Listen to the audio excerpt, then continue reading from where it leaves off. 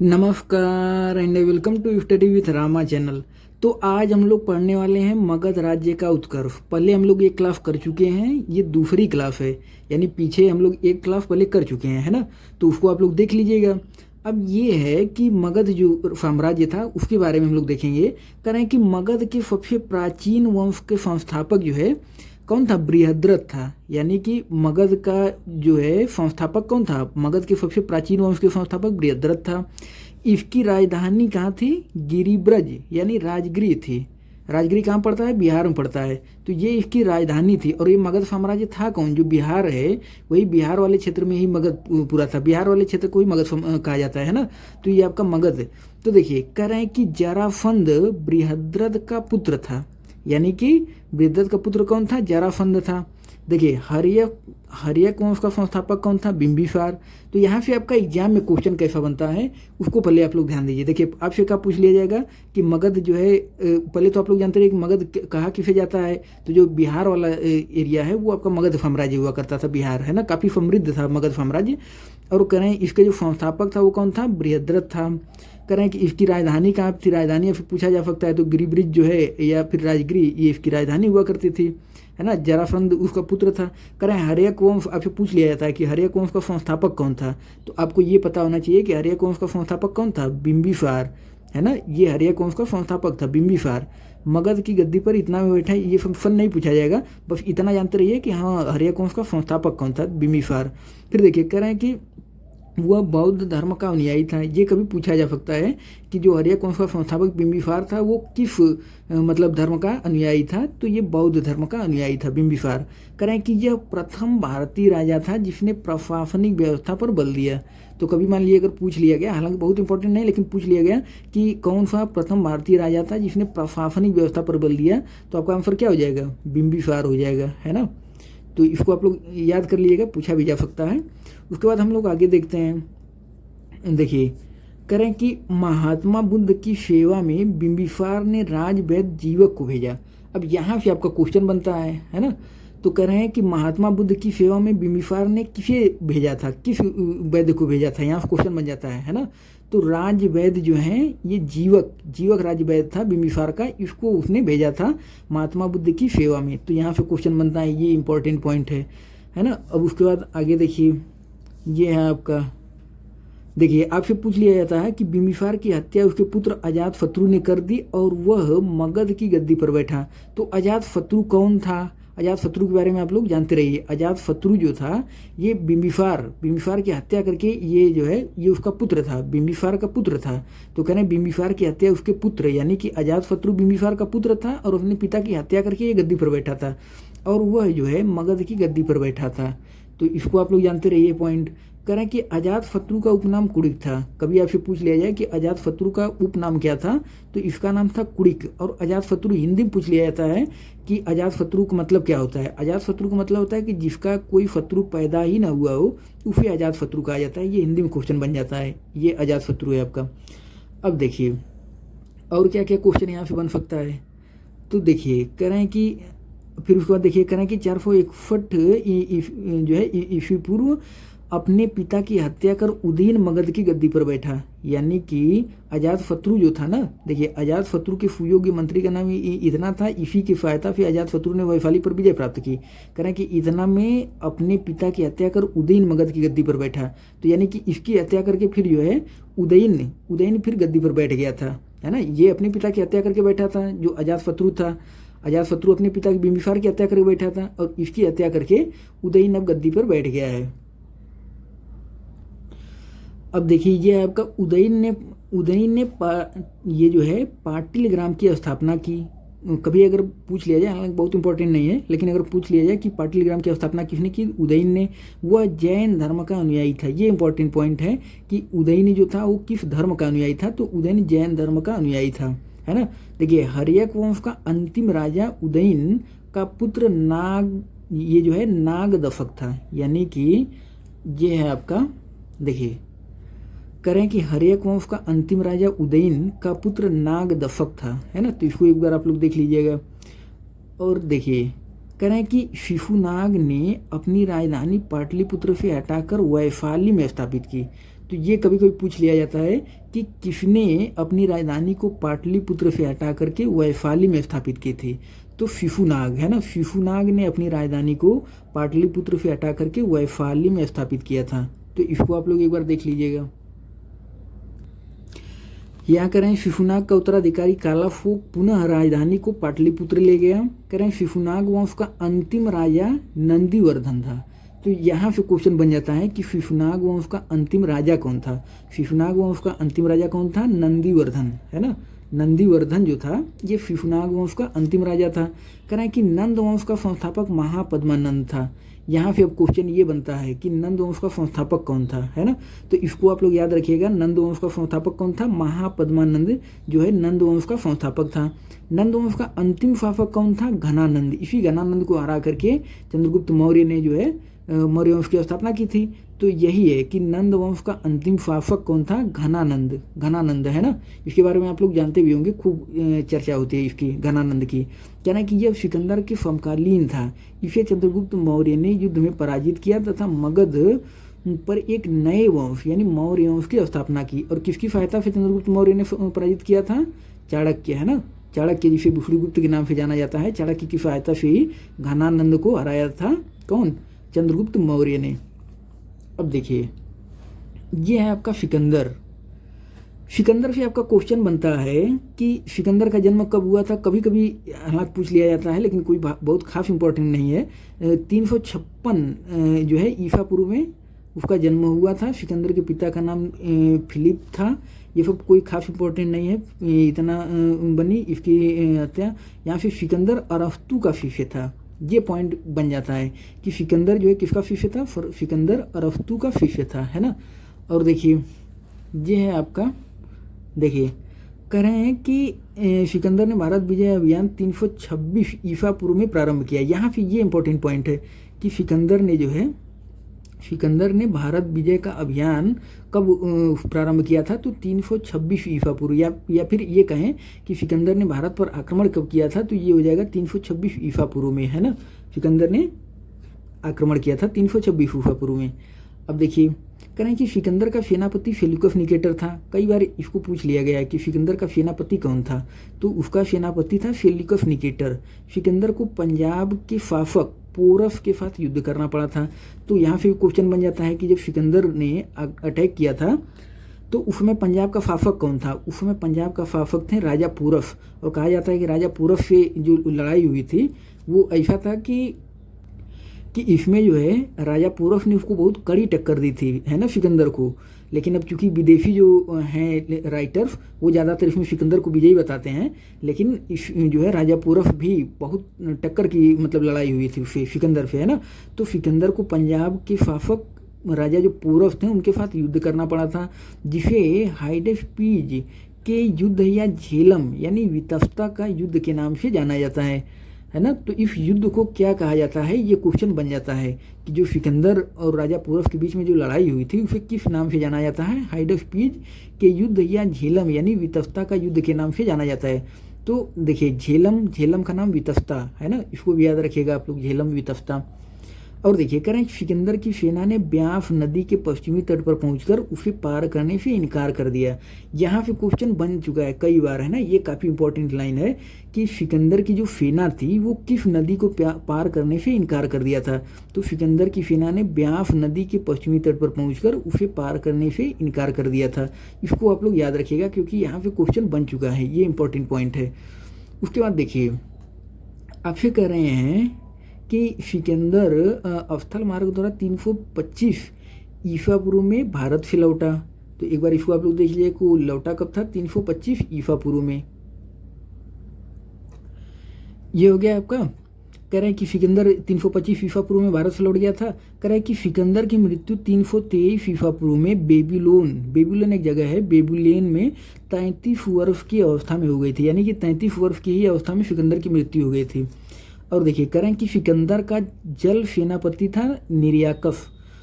यहाँ से ये क्वेश्चन कभी कभी बन जाता है कि सिकंदर का प्रिय घोड़ा जो था उसका नाम क्या था? तो उसका नाम था बऊ केफला, है ना। सिकंदर के घोड़े का नाम था बऊ केफला। कह रहे हैं कि इसी के नाम पर इसने झेलम नदी के तट पर बऊ केफला नामक नगर बसाया। तो ये पॉइंट आप लोग याद रखिएगा, पूछ लिया जाता है कभी कभी, है ना। अब देखिए ये है आपका मौर्य साम्राज्य। मौर्य साम्राज्य काफ़ी इंपॉर्टेंट है, इसको हम लोग देखेंगे। मौर्य साम्राज्य से क्वेश्चन काफ़ी बनता है ना। देखिए कह रहे हैं कि मौर्य वंश का संस्थापक चंद्रगुप्त मौर्य का जन्म 345 ईसा पूर्व में हुआ था। तो यानी कि मौर्य वंश का संस्थापक कौन था? मौर्य वंश का संस्थापक था चंद्रगुप्त मौर्य। इसका जन्म कब हुआ था? 345 ईसा पूर्व में इसका जन्म हुआ था। तो मेन चीज़ है उसका संस्थापक कौन था मौर्य वंश का? चंद्रगुप्त मौर्य। इसको आप लोग याद रखिएगा। अब देखिए कह रहे हैं कि जस्टिन ने चंद्रगुप्त मौर्य को इतना कहा, इसकी पहचान ये सब बहुत इंपॉर्टेंट नहीं है। कह रहे हैं कि विशाख दत्तकृत मुद्रा राक्षस, ये इंपॉर्टेंट पॉइंट है कि विशाख दत्तकृत जो है मुद्रा राक्षस। तो आपसे क्वेश्चन क्या बन जाता है कि मुद्रा राक्षस की रचना किसने की थी? विशाख दत्त ने। इसको आप लोग याद रखिएगा, विशाख दत्त के द्वारा मुद्रा राक्षस की रचना की गई है। में चंद्रगुप्त मौर्य के लिए वृषल यानी आफय निम्न कुल में उत्पन्न शब्द का प्रयोग किया गया है। ये इंपॉर्टेंट नहीं है। ये मुद्रा राक्षस जो है किसकी रचना है, ये आप लोग याद रखिएगा कि विशाख दत्त की रचना है। अब देखिए करें कि ये है आपका, देखिए घनानंद। करें कि घनानंद को हराने में चाणक्य यानी कौटिल्य विष्णुगुप्त। तो आपसे क्वेश्चन कभी कभी बन जाता है कि चाणक्य का और क्या क्या नाम था? चाणक्य को कौटिल्य भी कहा जाता है, विष्णुगुप्त भी कहा जाता है। ये चाणक्य का नाम था। अब ये बता रहे थे ना कि घनानंद को हराने में चाणक्य ने ही मदद की थी चंद्रगुप्त मौर्य की। चंद्रगुप्त मौर्य वैसे नहीं हरा पाता बिना चाणक्य की सहायता के ना। चाणक्य जो थे ये चंद्रगुप्त मौर्य के गुरु थे। तो घनानंद को हराने में चाणक्य यानी कौटिल्य या फिर विष्णुगुप्त ने चंद्रगुप्त मौर्य की मदद की थी, जो बाद में चंद्रगुप्त का प्रधानमंत्री बना, है ना। चाणक्य यानी चाणक्य जो है चंद्रगुप्त का प्रधानमंत्री बना। कारण कि इसके द्वारा लिखित पुस्तक अर्थशास्त्र है। तो ये इंपॉर्टेंट लाइन है कि चाणक्य के द्वारा लिखी पुस्तक का नाम क्या है? अर्थशास्त्र। ये कभी कभी क्या, ये बहुत इंपॉर्टेंट पॉइंट है, इसको आप लोग याद कर लीजिएगा कि चाणक्य के द्वारा जो लिखी गई पुस्तक का नाम है वो आपका अर्थशास्त्र है ना। ये चाणक्य के द्वारा लिखी पुस्तक है। और इस अर्थशास्त्र में जिक्र किसका है? जिसका संबंध राजनीति से है। तो इसको भी याद रखिएगा, क्योंकि नाम तो इसका अर्थशास्त्र है, ऐसा लगेगा कि ये इकोनॉमी से रिलेटेड होगी, लेकिन ऐसा नहीं है। इसमें जो जिक्र किया गया है वो राजनीति से रिलेटेड है। उसका नाम अर्थशास्त्र भले ही है, लेकिन उसमें जो जिक्र है उसका जो संबंध है वो राजनीति से है ना। तो इसलिए इसको आप लोग याद रखिएगा ये पॉइंट। उसके बाद देखिए आपका कह रहे हैं कि चंद्रगुप्त मौर्य की राजगद्दी पर इतना ईसा पूर्व में बैठा। देखिए कह रहे हैं कि चंद्रगुप्त जैन धर्म का अनुयायी था। तो ये पॉइंट इंपॉर्टेंट है कि चंद्रगुप्त जो है किस धर्म का अनुयायी था? ये जैन धर्म का अनुयायी था चंद्रगुप्त मौर्य जो था, है ना।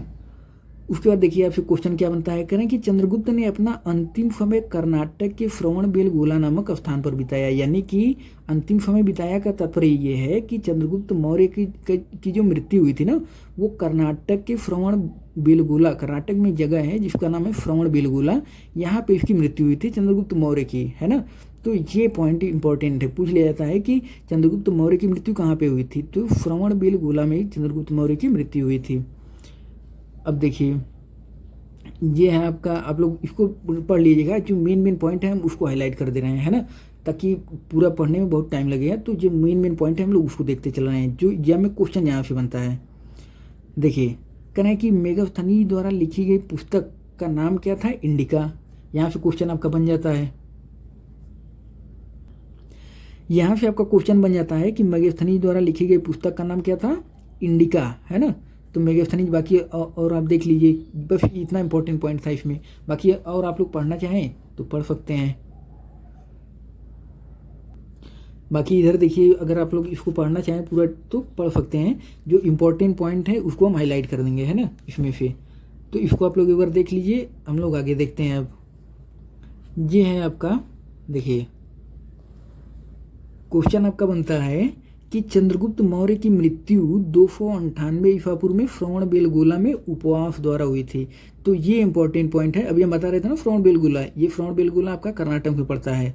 तो यहाँ पर चंद्रगुप्त मौर्य की मृत्यु हुई थी 298 ईसा पूर्व में, है ना, श्रवणबेलगोला कर्नाटक में। तो इसको आप लोग याद रखिएगा, ये काफ़ी इंपॉर्टेंट पॉइंट है। अब देखिए हम लोग देखते हैं बिंदुसार के बारे में। ये है आपका बिंदुसार। तो देखिए यहाँ पे क्वेश्चन क्या बनता है आपका, अब ये बिंदुसार कौन था, है ना। तो देखिए बिंदुसार कौन था? चंद्रगुप्त मौर्य का उत्तराधिकारी बिंदुसार हुआ, है ना।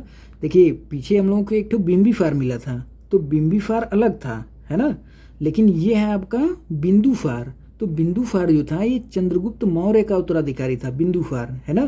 तो इसमें आप लोग कंफ्यूज मत होइएगा कि बिंदुसार कौन था। बिंदुसार जो था वो चंद्रगुप्त मौर्य का उत्तराधिकारी था। इसको आप लोग देख लीजिए, मगध की गद्दी पर बैठा। करें अमित्रघात के नाम से बिंदुसार को जाना जाता है। कभी कभी पूछ लिया जाता है क्वेश्चन कि अमित्रघात के नाम से किसे जाना जाता है, तो अमित्रघात के नाम से बिंदुसार को जाना जाता है। अमित्रघात का अर्थ है शत्रु विनाशक, है ना। अब देखिए बिंदुसार आजीवक संप्रदाय का अनुयायी था। यहाँ से क्वेश्चन आपका बन जाता है कि जो बिंदुसार था वो किस संप्रदाय का अनुयायी था, आजीवक संप्रदाय का अनुयायी था, है ना। तो इसको आप लोग याद रखिएगा, ये इंपॉर्टेंट पॉइंट है। उसके बाद हम लोग देखते हैं आगे। देखिए इसको आप लोग पढ़ना चाहें पढ़ सकते हैं, जो मेन पॉइंट है उसको हम हाईलाइट कर देंगे, है ना। तो एक बार देख लीजिए आप लोग, अब हम लोग आगे देखते हैं। देखिए ये है आपका अशोक। अशोक से आपका क्वेश्चन बनता है, ये इंपॉर्टेंट है काफ़ी, है ना। देखिए कह रहे हैं कि बिंदुसार का उत्तराधिकारी अशोक महान हुआ, यानी कि अशोक महान जो है ये बिंदुसार का उत्तराधिकारी हुआ। इससे पहले तो चंद्रगुप्त मौर्य का उत्तराधिकारी बिंदुसार था और बिंदुसार का उत्तराधिकारी अशोक महान हुआ, है ना। तो इसको आप लोग याद रखिएगा कि जो अशोक था ये बिंदुसार का उत्तराधिकारी था और जो बिंदुसार था ये चंद्रगुप्त मौर्य का उत्तराधिकारी था, है ना। तो एक तरफ ये उसका पोता हुआ अशोक चंद्रगुप्त मौर्य का। अब देख लीजिए ये मगध की राजगद्दी पर बैठा है, इसको आप लोग देख लीजिए। अब देखिए यहाँ से क्वेश्चन क्या बनता है कि ये बहुत इम्पोर्टेंट नहीं है।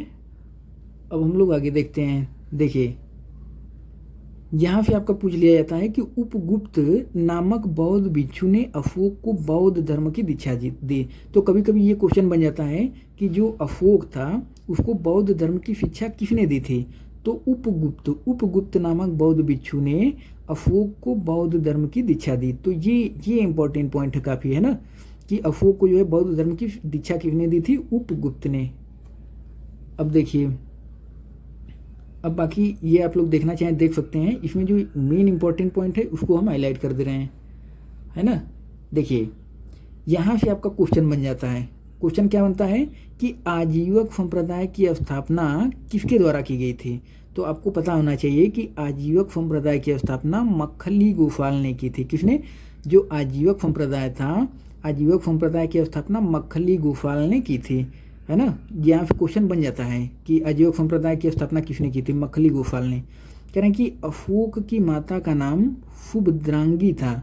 तो जानते रहिए, हालांकि जल्दी एग्जाम में क्वेश्चन नहीं बनेगा, लेकिन जानते रहिए कि सुभद्रांगी जो था ये अशोक की माता का नाम था। अब इसको एक बार आप लोग देख लीजिए, देखना हो तो बहुत इंपॉर्टेंट कुछ नहीं है, पॉइंट यहाँ से इंपॉर्टेंट है।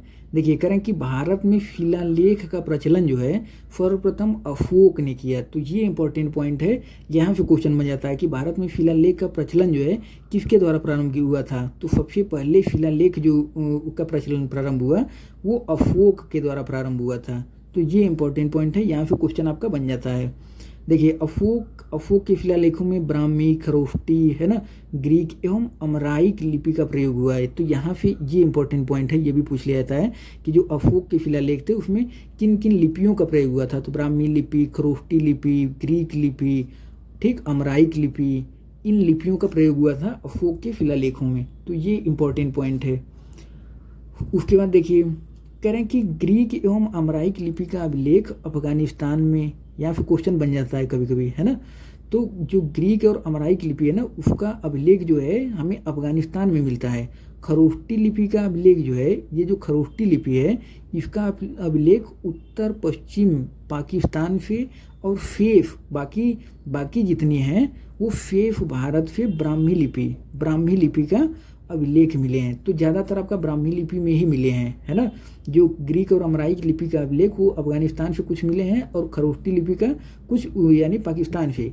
बाकी जितने अभिलेख हैं वो सब ब्राह्मी लिपि में लिखे गए थे, प्राप्त हुए हैं। तो यहाँ से क्वेश्चन बन जाता है। तो ये इंपॉर्टेंट पॉइंट है, यहाँ से क्वेश्चन बन जाता है आपका, है ना। इसको आप लोग याद रखिएगा। अब देखिए कभी कभी पूछ लिया जाता है कि खरोष्टी लिपि जो है किधर से लिखी जाती है, कैसे लिखी जाती है। तो खरोष्टी लिपि दाएं से बाएं ओर लिखी जाती है। यानी हम लोग जो कुछ भी लिखते हैं तो बाएं से दाएं तरफ लिखते हैं, लेकिन जो खरोष्टी लिपि होती है वो आपका दाएं से बाएं ओर लिखी जाती है ना। जैसे उर्दू लिखा जाता है दाएं से बाएं, वैसे दाएं से बाएं की तरफ लिखी जाती है खरोष्टी लिपि। अब देखिए और यहाँ से क्या क्या क्वेश्चन बन सकता है। करें कि अफोक के अभिलेखों को 3 भागों में बांटा जा सकता है। एक तो शिलालेख, फिर अस्तंभ लेख और गुहा लेख। तो ये 3 भागों में बांटा गया है जो अफोक के अभिलेख हैं। अब यहाँ से देखिए और क्वेश्चन क्या बन सकता है। देखिए करें कि अफोक के अभिलेख पढ़ने में सबसे पहली सफलता किसने प्राप्त की थी? जेम्स प्रिंसिप ने सबसे पहली सफलता प्राप्त की थी। ये क्वेश्चन बन जाता है, ये वाला इंपॉर्टेंट पॉइंट है कि जो अफोक के अभिलेख थे उनको जो है पढ़ने में पहली सफलता किसने प्राप्त की थी? जेम्स प्रिंसिप ने प्राप्त की थी। तो ये इंपॉर्टेंट पॉइंट है, इसको आप लोग याद रखिएगा। उसके बाद हम लोग आगे देखते हैं, ये है आपका, देखिए यहाँ से खूब क्वेश्चन बनता है। जो पहला शिलालेख था, अफोक के कुल जो है लगभग 14 शिलालेख प्राप्त हुए हैं। उसमें से आपका जो पहला शिलालेख है उसमें किस चीज़ का जिक्र मिलता है? तो इसमें पशु बलि की निंदा की गई है। यानी कि अफोक का जो पहला शिलालेख है उसमें क्या है? उसमें पशु बलि की निंदा की गई है। यहाँ से क्वेश्चन बन जाता है कि अफोक के किस शिलालेख में पशु बलि की निंदा की गई है। तो आपको पता होना चाहिए कि अफोक का जो है जो पहला शिलालेख है इसमें पशु बलि की निंदा की गई है। क्वेश्चन और इसमें 3-4 जो हैं काफ़ी इंपॉर्टेंट हैं, यहाँ से खूब क्वेश्चन बनता है ना। बाकी दूसरा शिलालेख आप लोग देखना चाहें देख सकते हैं। करें कि इसमें अफोक ने मनुष्य एवं पशु दोनों की चिकित्सा व्यवस्था का उल्लेख किया है। तीसरा शिलालेख में क्या है? इसमें जो है राजकीय अधिकारियों को यह आदेश दिया गया है कि वे हर 5वें वर्ष के उपरांत दौरे पर जाएं। इस शिलालेख में कुछ धार्मिक नियमों का भी उल्लेख किया गया है ना। इसको आप लोग एक बार देख लीजिए। जो इंपॉर्टेंट है हम बता दे रहे हैं कौन कौन सा है जिसे खूब क्वेश्चन पूछा जाता है। बाकी देखिए चौथा वाला भी आप लोग देख लीजिए कि इस अभिलेख में भेरी घोष की जगह धम्म घोष की घोषणा की गई है। उसके बाद आपका 5वां शिलालेख क्या है? तो जो अशोक का 5वां शिलालेख है इस शिलालेख में धर्म महापात्रों की नियुक्ति के विषय में जानकारी मिलती है, जो 5वां वाला है। और जो आपका छठा शिलालेख इसमें क्या है? इसमें आत्मनियंत्रण की दीक्षा दी गई है छठा वाले में। जो 7वां वाला है, 7वां एवं 8वां शिलालेख है ना, इसमें क्या है? इनमें अफोक की तीर्थ यात्राओं का उल्लेख किया गया है 7वें और 8वें में। तो यहाँ से 7वां शिलालेख में क्या है? कभी कभी पूछा जाता है कि अफोक के 7वें शिलालेख में क्या है? तो इसमें अफोक की तीर्थ यात्रा जो है तीर्थ यात्राओं का उल्लेख किया गया है 7वें वाले में। बाकी आपका 9वां शिलालेख है, इसमें सच्ची भेंट तथा सच्चे शिष्टाचार का उल्लेख किया गया है 9वां वाले में। 10वां शिलालेख है कि इसमें अशोक ने आदेश दिया है कि राजा तथा उच्च अधिकारी हमेशा प्रजा के हित में सोचें। ये आपका 10वां वाला हो गया अशोक का शिलालेख। जो आपका 11वां है, 11वां शिलालेख में इसमें धम्म की व्यवस्था की गई है 11वां वाले में। उसके बाद जो है आपका 12वां वाले में क्या है? 12वां शिलालेख में इसमें स्त्री महापात्रों की नियुक्ति एवं सभी प्रकार के विचारों के सम्मान की बात कही गई है 12वें वाले में। और जो आपका 13वां शिलालेख है ये काफ़ी इंपॉर्टेंट है 13वां वाला। 13वां शिलालेख है कि इसमें कलिंग युद्ध का वर्णन है। आपसे पूछ लिया जाता है कि अशोक के किस शिलालेख में कलिंग युद्ध का वर्णन है? तो जो है अशोक के 13वां शिलालेख में कलिंग युद्ध का वर्णन है एवं अशोक के हृदय परिवर्तन की बात कही गई। इसी शिलालेख में यानी 13वां वाले में ही अशोक के हृदय परिवर्तन की बात कही गई है। इसी में जो है ना, इसमें पड़ोसी राजाओं का वर्णन है। तो ये वाला इंपॉर्टेंट है काफ़ी 13वां वाला। यहाँ पे क्वेश्चन आपका बनता है अशोक के 13वां शिलालेख से। बाकी 14वां शिलालेख क्या है? अशोक ने जनता को धार्मिक जीवन बिताने के लिए प्रेरित किया। ये भी पूछा जा चुका है अशोक का 14वां शिलालेख। तो इसमें ज़्यादा इंपॉर्टेंट कौन कौन सा था? देखिए पहली बात तो आपका पहला वाला एक बार देख लीजिए आप लोग। अशोक का ये जो आपका पहला शिलालेख है, पहला शिलालेख में क्या है कि इसमें पशु बलि की निंदा की गई है। पहला वाला काफ़ी इंपॉर्टेंट है। फिर 7वां वाले में अशोक की तीर्थ यात्राओं का उल्लेख किया गया है। एक बार 7वां वाला भी आप लोग देख लीजिए, है ना। फिर उसके बाद देखिए आपका जो 13वां वाला है ये बहुत इंपॉर्टेंट है 13वां वाला। तो 13वां वाले में क्या है? जो आपका 13वां शिलालेख है इसमें कलिंग युद्ध का वर्णन किया गया है। तो ये वाला काफ़ी इंपॉर्टेंट है 13वां वाला। उसके बाद 14वां वाला भी देख लीजिए आप लोग। 14वां वाले में क्या है कि अशोक ने जनता को धार्मिक जीवन बिताने के लिए प्रेरित किया है 14वां शिलालेख में। अब देखिए आपसे क्वेश्चन बन जाता है कह रहे हैं कि अफोक के स्तंभ लेखों की संख्या कितनी है, तो स्तंभ लेखों की संख्या 7 है ना। तो अफोक के कुल कितने स्तंभ लेख हैं, 7 हैं, जो केवल ब्राह्मी लिपि में लिखे गए हैं। यानी कि आपका जो है अफोक के जो अभिलेख थे उनको 3 भागों में बांटा गया था। एक तो शिलालेख था, है ना, एक तो शिलालेख था, दूसरा क्या था, स्तंभ लेख था, और तीसरा आपका गुहा लेख था। तो ये अब स्तंभ लेख की बात कर रहे हैं। कह रहे हैं कि अफोक के जो स्तंभ लेख हैं उनकी संख्या 7 है, स्तंभ लेखों की संख्या 7 है ना। और कह रहे हैं कि जो केवल ब्राह्मी लिपि में लिखे गए, यानी जो ये स्तंभ लेख है ना, ये केवल ब्राह्मी लिपि में लिखे गए हैं। तो इसको आप लोग याद रखिएगा, ये पॉइंट। उसके बाद हम लोग देखते हैं आपका प्रयाग स्तंभ लेख। प्रयाग स्तंभ लेख से क्वेश्चन बन जाता है। कराएं प्रयाग स्तंभ लेख, कराएं यह पहले कौशाम्बी में स्थित था। यानी ये जो प्रयाग स्तंभ लेख था ना, ये पहले कौशाम्बी में था। कौशाम्बी इलाहाबाद से फटा हुआ एक जिला है कौशाम्बी, तो यहाँ पे था ये। कराएं कि इस स्तंभ लेख को अकबर ने इलाहाबाद के किले में स्थापित कराया। यानी इस समय ये इलाहाबाद के किले में स्थापित है, और इसको अकबर ने इलाहाबाद के किले में स्थापित करवाया था, है ना। तो ये इंपॉर्टेंट है काफ़ी, प्रयाग स्तंभ लेख, इसको आप लोग याद रखिएगा। उसके बाद देखिए, ये आपका दिल्ली टोपरा, इसको आप लोग एक बार देख सकते हैं। यह स्तंभ लेख फिरोज शाह तुगलक के द्वारा टोपरा से दिल्ली लाया गया था। दिल्ली टोपरा, दिल्ली मेरठ, इसको एक बार आप लोग देखना हो देख लीजिए। उसके बाद ये जितना है ना, लौरिया, ये आपका चंपारण बिहार में है। फिर उसके बाद ये आपका है ना, तो एक बार आप लोग इसको देख लीजिए, कभी कभी यहाँ से क्वेश्चन बन जाता है, तो इसको आप लोग एक बार जो है देख लीजिए। अब हम लोग आगे देखते हैं। देखिए ये है आपका पॉइंट, कह रहे हैं कि कौशाम्बी अभिलेख को रानी का अभिलेख कहा जाता है। तो कभी कभी पूछ लिया जाता है कि कौशाम्बी अभिलेख या फिर रानी का अभिलेख किस अभिलेख को कहा जाता है। तो कौशाम्बी अभिलेख जो है उसको रानी का अभिलेख कहा जाता है। अफोक का सबसे छोटा स्तंभ लेख जो है ये रूमिनदेही है। ये इंपॉर्टेंट पॉइंट है काफ़ी, है ना, कि अफोक का सबसे छोटा स्तंभ लेख कौन सा है। अफोक का सबसे छोटा स्तंभ लेख जो है रूमिनदेही है, रूमिनदेही। तो ये इंपॉर्टेंट पॉइंट है, इसको आप लोग याद रखिएगा। कह रहे हैं कि इसी में लुम्बिनी में धम्म यात्रा के दौरान अफोक द्वारा भू राजस्व की दर घटा देने की घोषणा की गई है। तो ये वाला जो है रूमिनदेही जो है ये इंपॉर्टेंट है, ये सबसे छोटा स्तंभ लेख है अफोक का। उसके बाद देखिए आपसे क्वेश्चन का बन सकता है, कह रहे हैं कि देखिए अफोक का 7वां अभिलेख सबसे लंबा है। यानी कि आपसे क्वेश्चन अगर बन जाए कि कौन सा अभिलेख जो है सबसे, अफोक का कौन सा अभिलेख सबसे लंबा अभिलेख है, तो अफोक का 7वां अभिलेख जो है ना ये सबसे लंबा अभिलेख है। तो अफोक का 7वां अभिलेख सबसे लंबा है। अब देखिए बाकी देखिए, ये है आपका कि मौर्य प्रांत और राजधानी। तो जो उत्तरापथ की राजधानी क्या थी, तक्षशिला थी। अवंती है ना, अवंती राष्ट्र उज्जैनी। कलिंग की राजधानी क्या थी, जो कलिंग मौर्य वंश का जो प्रांत था कलिंग, उसकी राजधानी थी तुफली। तो ये वाला इंपॉर्टेंट है, कलिंग की तुफली, है ना, तुफली। और बाकी एक था आपका दक्षिणापथ, इसकी राजधानी थी सुवर्णागिरी। तो इसमें से कलिंग वाला आप लोग याद रखिएगा, कलिंग की राजधानी क्या थी, तुफली। ये काफ़ी इंपॉर्टेंट है ना। उसके बाद अब आगे देखिए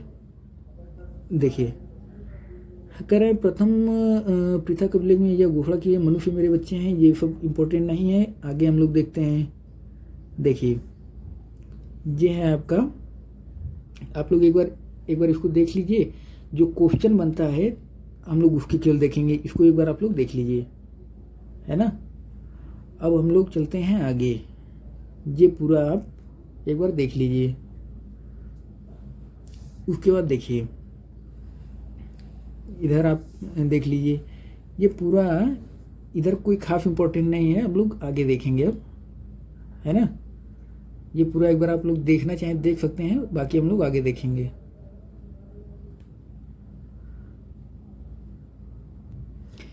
ये एक बार आप लोग देख लीजिए, इधर कोई खास क्वेश्चन नहीं बनता है ना। तो एक बार बस देख लीजिए, बाकी जो इम्पोर्टेंट है हम लोग केवल उसी पॉइंट को देखेंगे जो एग्जाम में पूछा जाता है ना। तो हम लोग आगे देखते हैं। इधर देखिए क्वेश्चन आपका जो बनता है,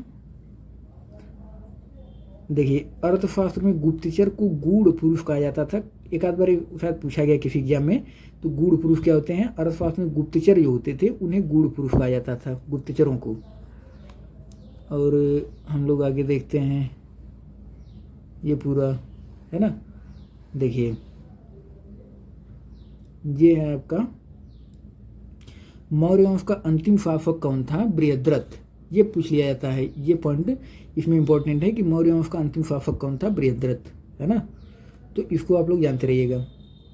बाकी आपका ये आपका देखिए ब्राह्मण साम्राज्य यहाँ पे देखिए पुष्यमित्र शुंग जिसने मगध पर शुंग वंश की नींव डाली, ये ब्राह्मण जाति का था। तो पुष्यमित्र शुंग कौन था? जो पुष्यमित्र शुंग था करें कि जिसने मगध पर शुंग वंश यानी शुंग वंश का संस्थापक था। कौन? पुष्यमित्र शुंग। तो ये ब्राह्मण जाति का था, ये इंपॉर्टेंट नहीं है। आपसे क्वेश्चन केवल इतना मिलता है कि शुंग वंश का संस्थापक कौन था? पुष्यमित्र शुंग था। देखिए शुंग शासकों ने अपनी राजधानी विदिशा में स्थापित की। तो ये इंपॉर्टेंट पॉइंट है कि जो शुंग शासक थे उनकी राजधानी क्या थी? विदिशा। विदिशा उनकी राजधानी थी, है ना। अब देखिए आगे हम लोग देखते हैं, कह रहे हैं कि पुष्यमित्र शुंग ने 2 बार अश्वमेध यज्ञ किया। तो ये जो पुष्यमित्र शुंग था उसने 2 बार अश्वमेध यज्ञ किया था। इसने पतंजलि ये आपका हो जाएगा।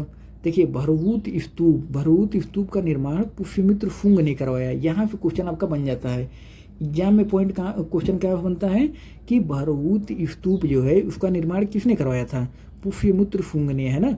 तो पुष्यमित्र जो शुंग था इसने भरभूत स्तूप का निर्माण करवाया था। ये काफ़ी इंपॉर्टेंट पॉइंट है ना। देखिए कह रहे हैं कि शुंग वंश का अंतिम शासक जो था देवभूति था। ये सब हो जाएगा आपका।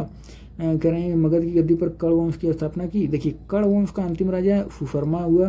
तो ये आप लोग देख लीजिए एक बार, है ना, कि कर्ण वंश का अंतिम राजा कौन था। हालांकि ये जो पॉइंट है ये काफ़ी इंपॉर्टेंट था इसमें कि भरभूत स्तूप का निर्माण जो है ये पुष्यमित्र शुंग ने करवाया। यहाँ पे क्वेश्चन बन जाता है। अब यहाँ से देखिए आपका क्वेश्चन बनता है कि फिमुक ने, कह रहे हैं फिमुक ने 60 ईसा पूर्व में सुशर्मा की हत्या कर दी और सातवाहन वंश की स्थापना की। तो आपसे क्वेश्चन क्या बनता है कि सातवाहन वंश की स्थापना किसने की थी? फिमुक ने, है ना। फफे फिमुक, फफे सातवाहन कुछ करके रिलेट कर लिए। तो फिमुक ने जो है सुशर्मा की हत्या करके सातवाहन वंश की स्थापना की। तो सातवाहन वंश का संस्थापक कौन था? फिमुक हो गया। कह रहे हैं कि सातवाहन आंध्र वंश शासकों ने अपनी राजधानी प्रतिष्ठान गोदावरी नदी के किनारे में स्थापित की। यानी जो सातवाहन थे इनकी राजधानी क्या थी? इनकी राजधानी थी प्रतिष्ठान, जो कि गोदावरी नदी किनारे पर स्थापित की थी। कह रहे हैं प्रतिष्ठान ये जो है महाराष्ट्र के औरंगाबाद जिले में है। तो इसको आप लोग याद कर लीजिएगा सातवाहन। अब सातवाहनों से जो क्वेश्चन आपका बनता है एग्जाम में, हम लोग उसको देखते हैं कि किस टाइप का क्वेश्चन बनता है सातवाहन से। तो देखिए आपका क्वेश्चन बनता है यहाँ से, ये है आपका करें कि सातवाहन शासकों ने ये वाली पॉइंट करें कि सातवाहन शासकों ने चांदी, तांबे, शीशा, पोटीन और कांसे की मुद्राओं का प्रचलन किया। ये काफ़ी इंपॉर्टेंट लाइन है। यहाँ से क्वेश्चन बनता है आपका कि जो है तांबे का प्रचलन किसने किया था या फिर शीशा का प्रचलन, है ना, शीशा के सिक्के का। तो शीशा का सिक्का या फिर चांदी के, तो कह रहे हैं कि सातवाहन शासकों ने चांदी, तांबे, शीशा, पोटीन और कांसे की मुद्राओं का प्रचलन किया। ये काफ़ी इंपॉर्टेंट है ना, यहाँ क्वेश्चन बनता है, इसको आप लोग याद रख लीजिएगा। उसके बाद देखिए कह रहे हैं कि सातवाहन अपना सिक्का डालने जिसे शीशे का इस्तेमाल करते थे। ये आपका देख लीजिएगा एक बार आप लोग, इम्पोर्टेंट नहीं है, ये वाली लाइन काफ़ी इंपॉर्टेंट थी आपकी, है ना। बाकी देखिए कह रहे हैं कि ब्राह्मणों को भूमि अनुदान देने की प्रथा जो है का आरंभ सातवाहन शासकों ने ही प्रारंभ किया था। यानी कि जो ब्राह्मण हैं इनको जो भूमि दान में दी जाती थी ना, इसका जो है ये जो प्रथा शुरू हुई भूमि दान देने की, ये सातवाहन शासकों ने ही सर्वप्रथम सबसे पहले शुरू किया था, है ना। तो ये इंपॉर्टेंट पॉइंट है, ये वाली लाइन, है ना। इसको आप लोग एक बार देख लीजिएगा, काफ़ी इंपॉर्टेंट है। उसके बाद देखिए कह रहे हैं कि सातवाहनों की राजकीय भाषा प्राकृत एवं लिपि ब्राह्मी थी। तो इसको आप लोग देख लीजिए कि सातवाहनों की जो राजकीय भाषा थी ना वो प्राकृत भाषा थी, प्राकृत, और जो उनकी लिपि थी वो ब्राह्मी लिपि थी। यहाँ पे क्वेश्चन बन जाता है कि सातवाहनों की भाषा क्या थी? प्राकृत थी। उनकी लिपि कौन सी थी? ब्राह्मी थी, है ना। तो इसको आप लोग देख लीजिएगा। उसके बाद हम लोग आगे बढ़ते हैं। देखिए इसको आप लोग देखते जाइए, इसमें कोई खास इंपॉर्टेंट पॉइंट नहीं है, जो इम्पोर्टेंट है हम हाईलाइट करवा दे रहे हैं, है ना, जहाँ से क्वेश्चन बनता है। देखिए यहाँ से आपका क्वेश्चन बनता है खूब। अब देखिए कह रहे हैं कि सातवाहन राज्य ने उत्तर और दक्षिण भारत के बीच सेतु का काम किया। ये वाला जो पॉइंट है यहाँ से क्वेश्चन आपका एग्जाम में बनता है। क्वेश्चन कैसे बनता है? कह रहे हैं कि भारत पर आक्रमण करने वाले विदेशी आक्रमणकारियों का क्रम, तो इसको आप लोग याद कर लीजिए, यहाँ पे क्वेश्चन खूब बनता है। हिंद यूनानी फिर फक फिर पल्लव और फिर कुफाड़। तो हिंद यूनानी फिर फक फिर पल्लव फिर कुफाड़। तो ये वाली जो लाइन है ना, इसको आप लोग ट्रिक बना के चाहे जैसे भी करके याद कर लीजिए, क्योंकि सबसे पहले हिंदू यूनानी आए थे, फिर उसके बाद फक आए, फिर उसके बाद पल्लव आए, फिर उसके बाद कुफाड़ आए थे, है ना। सबसे लास्ट में जो है कुफाड़ हैं। तो इसको आप लोग याद रख लीजिए, क्योंकि ये क्रम जो है कई बार एग्जाम में पूछा गया, दफनों बार इसको पूछ लिया गया एग्जाम में, है ना। तो इसको आप लोग एकदम रट लीजिएगा, ये वाला क्रम बहुत इंपॉर्टेंट है ये, है ना। उसके बाद देखिए इधर आप लोग देख लीजिए, इधर कोई खास इंपॉर्टेंट नहीं है, एक बार आप लोग देख लीजिए देखना चाहें तो। बाकी अब हम लोग आगे देखेंगे। अब देखिए यहाँ से क्वेश्चन क्या बनता है, हम लोग इसको देखेंगे। कह रहे हैं कि भारत में सबसे पहले हिंद यूनानियों ने ही सोने के सिक्के जारी किए। अब ये क्वेश्चन क्या बनता है कि भारत में सबसे पहले सोने के सिक्के किसने जारी किए? तो हिंद यूनानियों ने। किसने? हिंद यूनानियों ने सोने के सिक्के जारी किए भारत में सबसे पहले, हिंद यूनानियों ने, है ना। यहाँ से क्वेश्चन आपका बन जाता है, ये इंपॉर्टेंट लाइन है काफ़ी। उसके बाद देखिए आगे हम लोग देखते हैं, ये सब आप लोग देख सकते हैं। बाकी जो मेन पॉइंट है हम लोग उसको हाईलाइट करते चलेंगे, देखते चले। कह रहे हैं कि यूनानियों ने पर्दे का प्रचलन आरंभ किया। तो अब अगर कभी आपसे पूछ दिया जाए कि पर्दे का प्रचलन आरंभ किसने किया था, तो यूनानियों ने पर्दे का प्रचलन आरंभ कर भारतीय नाट्य कला के विकास में योगदान किया, है ना। उसके बाद कह रहे हैं कि चूंकि पर्दा यूनानियों की देन था, पर्दा किसकी देन थी? यूनानियों का देन था, इसलिए वह जो है यवनिका के नाम से प्रसिद्ध हुई। तो मेन इसमें पॉइंट ये है कि जो पर्दा जो है, पर्दा का प्रचलन किसने प्रारंभ किया था? यूनानियों ने प्रारंभ किया था। उसके बाद हम लोग आगे देखते हैं। अब आ गए आपके फक जो हैं। कह रहे हैं कि यूनानियों के बाद फक आए, है ना। कह रहे हैं कि फकों के 5 फक हैं, ये सब आप लोग देख सकते हैं। और यहाँ फिर इतना था कि जो सबसे पहले यूनानी आए थे, यूनानियों के बाद जो है फक आए हैं।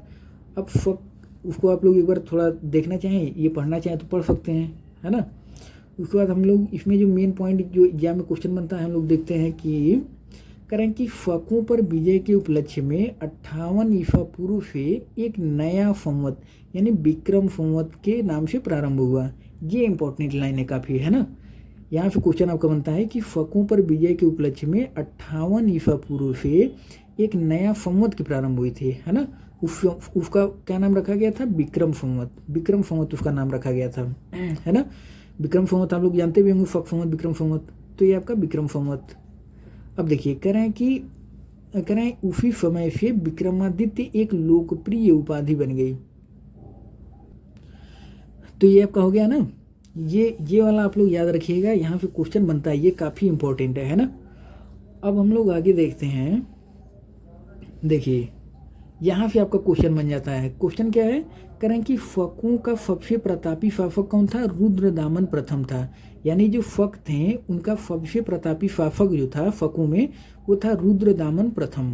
तो इसको आप लोग याद रखिएगा पॉइंट। उसके बाद हम लोग इसमें आगे देखते हैं। अब देखिए बाकी आप लोग देखना चाहेंगे, देख लीजिएगा। जो मेन पॉइंट है हम उसको सिर्फ हाईलाइट कर रहे हैं, है ना। ये सब आपका हो गया। अब आ गए हम लोग कुफाड़ पे। ये हैं कुफाड़, देखिए ये हैं आपके कुफाड़। यहाँ से क्वेश्चन क्या बनता है? करें कि पल्लव के बाद कुफाड़ आए। पहली बात तो ये जानिए कि कुफाड़ किसके बाद आए? पल्लव के बाद आए, पल्लव के बाद कुफाड़ आए। करें कि इतना ये सब। अब देखिए कुफाड़ वंश के संस्थापक कुजुल कडफिसस था। यहाँ से क्वेश्चन बनता है आपका, यहाँ से आपका क्वेश्चन बन जाता है कि कुफाड़ वंश का संस्थापक कौन था? कुजुल कडफिसस। और कह रहे हैं कि इस वंश का सबसे प्रतापी राजा जो था वो कनिष्क था। यहाँ से क्वेश्चन यूपीपी में यही पॉइंट पूछ लिया गया था सन 2018 वाले पेपर में कि जो कनिष्क था ये किस वंश से संबंधित था, पूछा गया था। तो कनिष्क जो है ये आपका कुफाड़ वंश से संबंधित है ना। इसको आप लोग एकदम याद रखिएगा। कनिष्क जो है कुफाड़ वंश से संबंधित था। और कुफाड़ वंश का संस्थापक कौन था? कुजुल कडफिसस, है ना। करें कि इसकी राजधानी पुरुषपुर या पेशावर थी। तो इसको आप लोग एक बार देख लीजिएगा, ये वाला पॉइंट। अब यहाँ से देखिए कहना कि कनिष्क ने 58 ईस्वी, है ना, 58 ईस्वी गद्दी पर बैठने के समय में एक फम्मत चलाया। उस फम्मत का नाम क्या था? जो फक फम्मत कहलाता है। यानी फक फम्मत की शुरुआत कब हुई? 58 ईस्वी में, है ना। इससे पहले अभी हम लोग विक्रम फम्मत पढ़े थे, उसकी शुरुआत कब हुई थी? उसकी शुरुआत 58 ईसा पूर्व में हुई थी। लेकिन ये जो फक फम्मत है, इसकी शुरुआत कब हुई? इसकी शुरुआत हुई है 78 ईस्वी में। तो यहाँ से क्वेश्चन बन जाता है, इसको आप लोग याद रखिएगा, ये वाला काफ़ी इंपॉर्टेंट है ना। किसने शुरुआत की थी फक फम्मत की? कनिष्क ने, कनिष्क ने, है ना, जिसे भारत सरकार द्वारा प्रयोग में लाया जाता है। इस फक फम्मत को ही भारत सरकार द्वारा प्रयोग में लाया जाता है, तो इसलिए ये फक फम्मत काफ़ी इंपॉर्टेंट है। अब हम लोग देखते हैं आगे। देखिए, बौद्ध संगीति जो हम लोग पीछे मिली थी, वहाँ पे है आपका, कह रहे हैं कि बौद्ध धर्म की चौथी बौद्ध संगीति कनिष्क के शासनकाल में कुंडलवन यानी कश्मीर, ये जो कुंडलवन है कहाँ पे है? ये कश्मीर में है कुंडलवन। तो कश्मीर में प्रसिद्ध बौद्ध विद्वान यानी वसुमित्र की अध्यक्षता में हुई थी। तो यहाँ से क्वेश्चन आपका बनता है, कई बार पूछा गया है यहाँ से क्वेश्चन कि जो है बौद्ध धर्म की चौथी बौद्ध संगीति कहाँ पे हुई थी? बौद्ध धर्म की चौथी बौद्ध संगीति कहाँ पे हुई थी? कहाँ पे हुई थी? ये कुंडलवन कश्मीर में हुई थी। और किसके शासनकाल में? कनिष्क के शासनकाल में। कौन कौन मतलब अध्यक्षता कौन किया था? वसुमित्र, है ना, वसुमित्र की अध्यक्षता में। तो यहाँ पे कई क्वेश्चन इस टाइप का बन जाता है, इसको आप लोग याद रखिएगा। कारण कि कनिष्क बौद्ध धर्म के महायान संप्रदाय का अनुयायी था। ये भी पॉइंट पूछ लिया गया है कई बार कि जो कनिष्क था वो किस संप्रदाय से का अनुयायी था, है ना। तो कनिष्क बौद्ध धर्म के महायान यानी हीनयान और महायान बौद्ध धर्म में दो संप्रदाय थे ना, जो बढ़ गए थे चौथी बौद्ध संगीति के बाद। हीनयान और महायान में बढ़ गया था बौद्ध धर्म। तो जो कनिष्क था आपका, ये महायान संप्रदाय का अनुयायी था, है ना। तो इसको आप लोग याद रखिएगा। उसके बाद देखिए, हम लोग आगे देखते हैं। आपका क्वेश्चन जो बनता है, कह रहे हैं कि कनिष्क का राजवैद्य आयुर्वेद का विख्यात विद्वान चरक था। तो यहाँ से क्वेश्चन कई बार बन चुका है कि चरक कौन था? तो ये एक आयुर्वेद का विद्वान था, है ना, यानी एक जो है राजवैद्य था आयुर्वेद का, है ना, चरक। यही क्वेश्चन कई बार बन चुका है। उसके बाद ये किसका जो है राजवैद्य था? तो ये कनिष्क का राजवैद्य था। यहाँ से ऐसे क्वेश्चन बनता है ना, तो इसको आप लोग याद रखिएगा, ये वाला कि कनिष्क कौन था? कनिष्क जो है ये राजवैद्य था। अरे कनिष्क नहीं, मतलब कनिष्क का राजवैद्य कौन था? तो कनिष्क का राजवैद्य था चरक, है ना। तो इसको आप लोग याद रखिएगा, यहाँ से कई बार क्वेश्चन पूछा गया है। ये वाली लाइन काफ़ी इंपॉर्टेंट है। उसके बाद कह रहे हैं कि जिसने चरक संहिता की रचना की, तो ये इसको भी आप लोग याद रखिए। चरक संहिता की रचना किसने की थी? चरक ने, है ना। अब देखिए, अब हम लोग आगे देखते हैं। जो क्वेश्चन आपका बनता है, कनिष्क के राज कह रहे हैं कि कनिष्क के राजकवि अश्वघोष ने बौद्धों का रामायण बुद्ध चरित की रचना की। यानी कि बुद्ध चरित के रचयिता कौन थे? तो अश्वघोष। किसने? कह रहे हैं कि कनिष्क के राजकवि थे अश्वघोष। अश्वघोष जो थे ये कनिष्क के राजकवि थे। उन्होंने बौद्धों का रामायण के नाम से जिसे जाना जाता है बुद्ध चरित की रचना किए थे अश्वघोष ने, है ना। तो ये पॉइंट इंपॉर्टेंट है आपका। उसके बाद हम लोग आगे देखते हैं। देखिए, यहाँ से आपका क्वेश्चन बन जाता है कि भारत का आइंस्टीन यानी नागार्जुन को कहा जाता है। क्वेश्चन बन जाता है कि भारत का आइंस्टीन किसे कहा जाता है? तो नागार्जुन को भारत का आइंस्टीन कहा जाता है। इनकी पुस्तक कौन सी है? माध्यमिक सूत्र। तो नागार्जुन की पुस्तक कौन सी है? माध्यमिक सूत्र इनकी पुस्तक है ना। इस पुस्तक में नागार्जुन ने सापेक्षता का सिद्धांत प्रस्तुत किया था, इसलिए ये काफ़ी इंपॉर्टेंट है। नागार्जुन ने सापेक्षता का सिद्धांत प्रस्तुत किया था, तो इसको आप लोग याद रखिएगा। अब हम लोग आगे देखते हैं। देखिए, ये आपका कुफाड़ वंश का अंतिम शासक कौन था? वासुदेव था। एक बार देख लीजिए। बाकी देखिए, क्वेश्चन आपका क्या बनता है। देखिए, कह रहे हैं कि गांधार शैली एवं मथुरा शैली का विकास कनिष्क के शासनकाल में हुआ था। यहाँ से आपका क्वेश्चन बन जाता है कि जो आपकी गांधार शैली थी, जो मथुरा शैली थी, इसका विकास किसके शासनकाल में हुआ था?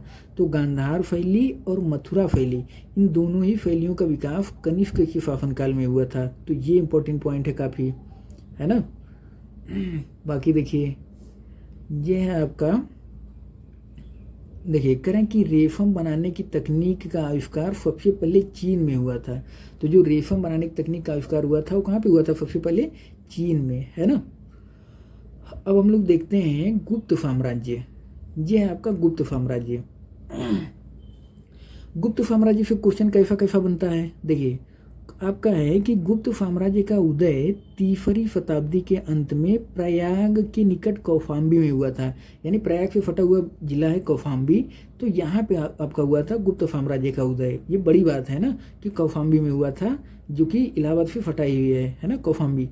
तो कह रहे हैं कि गुप्त साम्राज्य का उदय कहाँ पे हुआ था, तीसरी शताब्दी के अंत में प्रयाग के निकट कौशाम्बी जिले में हुआ था, है ना।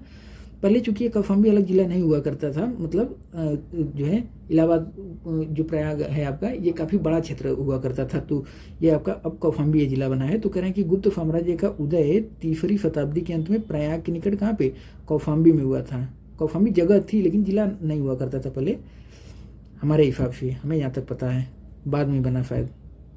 अब देखिए कह रहे हैं कि गुप्त वंश का संस्थापक श्रीगुप्त था। यहाँ से क्वेश्चन आपका बन जाता है कि गुप्त वंश का संस्थापक कौन था, तो गुप्त वंश का संस्थापक कौन था, श्रीगुप्त था। ये इंपॉर्टेंट पॉइंट है ना, डिक्टो क्वेश्चन बन जाता है, गुप्त वंश का संस्थापक कौन था, श्रीगुप्त था। अब देखिए कह रहे हैं कि गुप्त वंश का प्रथम महान सम्राट चंद्रगुप्त प्रथम था। तो जो गुप्त वंश था उसका प्रथम महान सम्राट की अगर हम बात करें तो वो था चंद्रगुप्त प्रथम। इसको आप लोग एक बार देख लीजिए। बाकी देखिए कह रहे हैं कि चंद्रगुप्त प्रथम था, इतने पर गद्दी पर बैठा, इसने लिच्छवी राजकुमारी देवी से विवाह किया, इसने महाराजा धीराज की उपाधि धारण की। तो कभी आपसे पूछ लिया जाए कि महाराजा धीराज की उपाधि किसने धारण की थी, तो वो था चंद्रगुप्त प्रथम। चंद्रगुप्त प्रथम था जिसने महाराजा धीराज की उपाधि धारण की थी। अब हम लोग देखते हैं, कह रहे हैं कि चंद्रगुप्त प्रथम का उत्तराधिकारी समुद्रगुप्त हुआ। यानी जो चंद्रगुप्त प्रथम था इसका उत्तराधिकारी कौन हुआ, समुद्रगुप्त। समुद्रगुप्त जो है ये चंद्रगुप्त प्रथम का उत्तराधिकारी था। तो ये इंपॉर्टेंट पॉइंट है काफ़ी, है ना। अब देखिए बाकी गद्दी पर बैठा इसने आर्य और 9 शासकों और 12 शासकों को पराजित किया। करें कि इन्हीं विजयों के कारण इसे भारत का नेपोलियन कहा जाता है। यानी कि भारत का नेपोलियन इसे क्यों कहा जाता है, क्योंकि इसने आर्यावर्त के 9 शासकों और दक्षिणावर्त के 12 शासकों को पराजित किया था, इसलिए इसे जो है भारत का नेपोलियन कहा जाता है। किसे, समुद्रगुप्त को। आपसे क्वेश्चन क्या बनता है कि भारत का नेपोलियन किसे कहा जाता है, तो समुद्रगुप्त को भारत का नेपोलियन कहा जाता है। क्यों, क्योंकि इसने जो है कई शासकों को हराया था, तो इसलिए इसे भारत का नेपोलियन कहा जाता है। अब देखिए ये है आपका, कह रहे हैं कि समुद्रगुप्त का दरबारी कवि कौन था, हरिसेन। यहाँ पे क्वेश्चन आपका बन जाता है कि समुद्रगुप्त का दरबारी कवि कौन था, तो समुद्रगुप्त का दरबारी कवि हरिसेन था। हरिसेन जिसने इलाहाबाद प्रशस्ति लेख की रचना की। ये इंपॉर्टेंट पॉइंट है, कई बार पूछा जा चुका है कि इलाहाबाद प्रशस्ति लेख की रचना किसने की थी, तो इलाहाबाद प्रशस्ति लेख की रचना किसने की है, हरिसेन ने, जो कि समुद्रगुप्त का दरबारी कवि था। तो ये काफ़ी इंपॉर्टेंट पॉइंट है ना। उसके बाद हम लोग देखते हैं आगे, कह रहे हैं कि समुद्रगुप्त विष्णु का उपासक था। देखिए समुद्रगुप्त ने अश्वमेघ कर्ता की उपाधि धारण की, है ना। तो ये इंपॉर्टेंट पॉइंट है आपका। कह रहे हैं समुद्रगुप्त संगीत प्रेमी था। ये काफ़ी इंपॉर्टेंट है, ये जो समुद्रगुप्त था ये संगीत प्रेमी था। ऐसा अनुमान उसके सिक्कों पर वीणा वादन करते हुए दिखाया गया है, इसे लगाया जा सकता है ना। तो ये आपका ये जो समुद्रगुप्त था ये क्या था, संगीत प्रेमी था।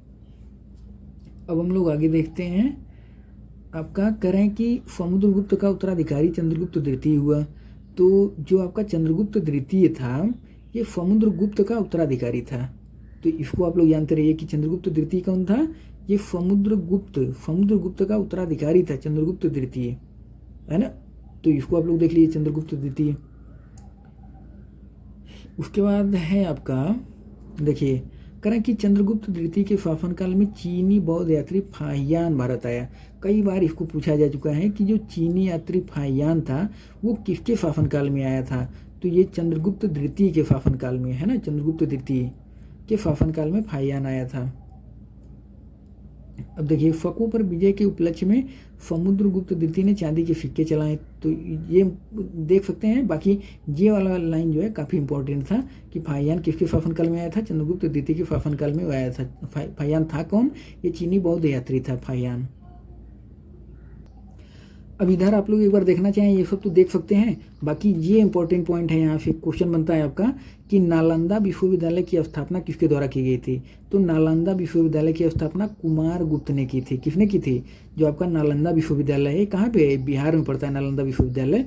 तो इसकी स्थापना कुमार गुप्त ने की थी, कुमार गुप्त ने। ये क्वेश्चन कई बार बन चुका है। आप लोग बताइए कि इस नालंदा विश्वविद्यालय को ध्वस्त किसने कराया था, है ना, नालंदा विश्वविद्यालय। अब हम लोग आगे देखते हैं। देखिए, करें कि स्कंद गुप्त ने गिरनार पर्वत पर स्थित सुदर्शन झील का पुनरुद्धार किया। ये क्वेश्चन भी बन चुका है कि सुदर्शन झील का पुनरुद्धार किसने करवाया था? स्कंद गुप्त ने करवाया था, स्कंद गुप्त ने। ये कहाँ पे है? गिरनार पर्वत पर स्थित है सुदर्शन झील। इसका जो है फिर से पुनरुद्धार करवाया था स्कंद गुप्त ने।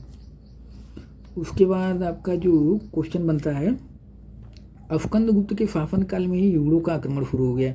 ये क्वेश्चन भी कई बार पूछा जा चुका है कि किसके शासन काल में हुड़ों ने आक्रमण शुरू कर दिया था। तो स्कंद गुप्त के शासन काल में हुड़ों ने आक्रमण प्रारंभ किया था। ये इंपॉर्टेंट पॉइंट है ना, स्कंद गुप्त के शासन काल में। ये क्वेश्चन पूछा जा चुका है यहाँ से, डिक्टो है ना। प्रारंभ हो गया। करें कि अंतिम गुप्त शासक कौन था? विष्णुगुप्त था। ये अंतिम गुप्त शासक कौन था? विष्णुगुप्त। अब हम लोग आगे देखते हैं। इसको आप लोग एक बार देखना चाहें देख सकते हैं। बाकी जो क्वेश्चन बनता है आपका, करें कि प्रशासन की सबसे छोटी इकाई ग्राम थी। ये सब बहुत इंपॉर्टेंट नहीं है, एक बार बाकी हम लोग आगे देखते हैं जो क्वेश्चन बनेगा आपका। अब हम लोग आगे देखते हैं। आगे आपका क्वेश्चन बनता है दशावतार मंदिर से।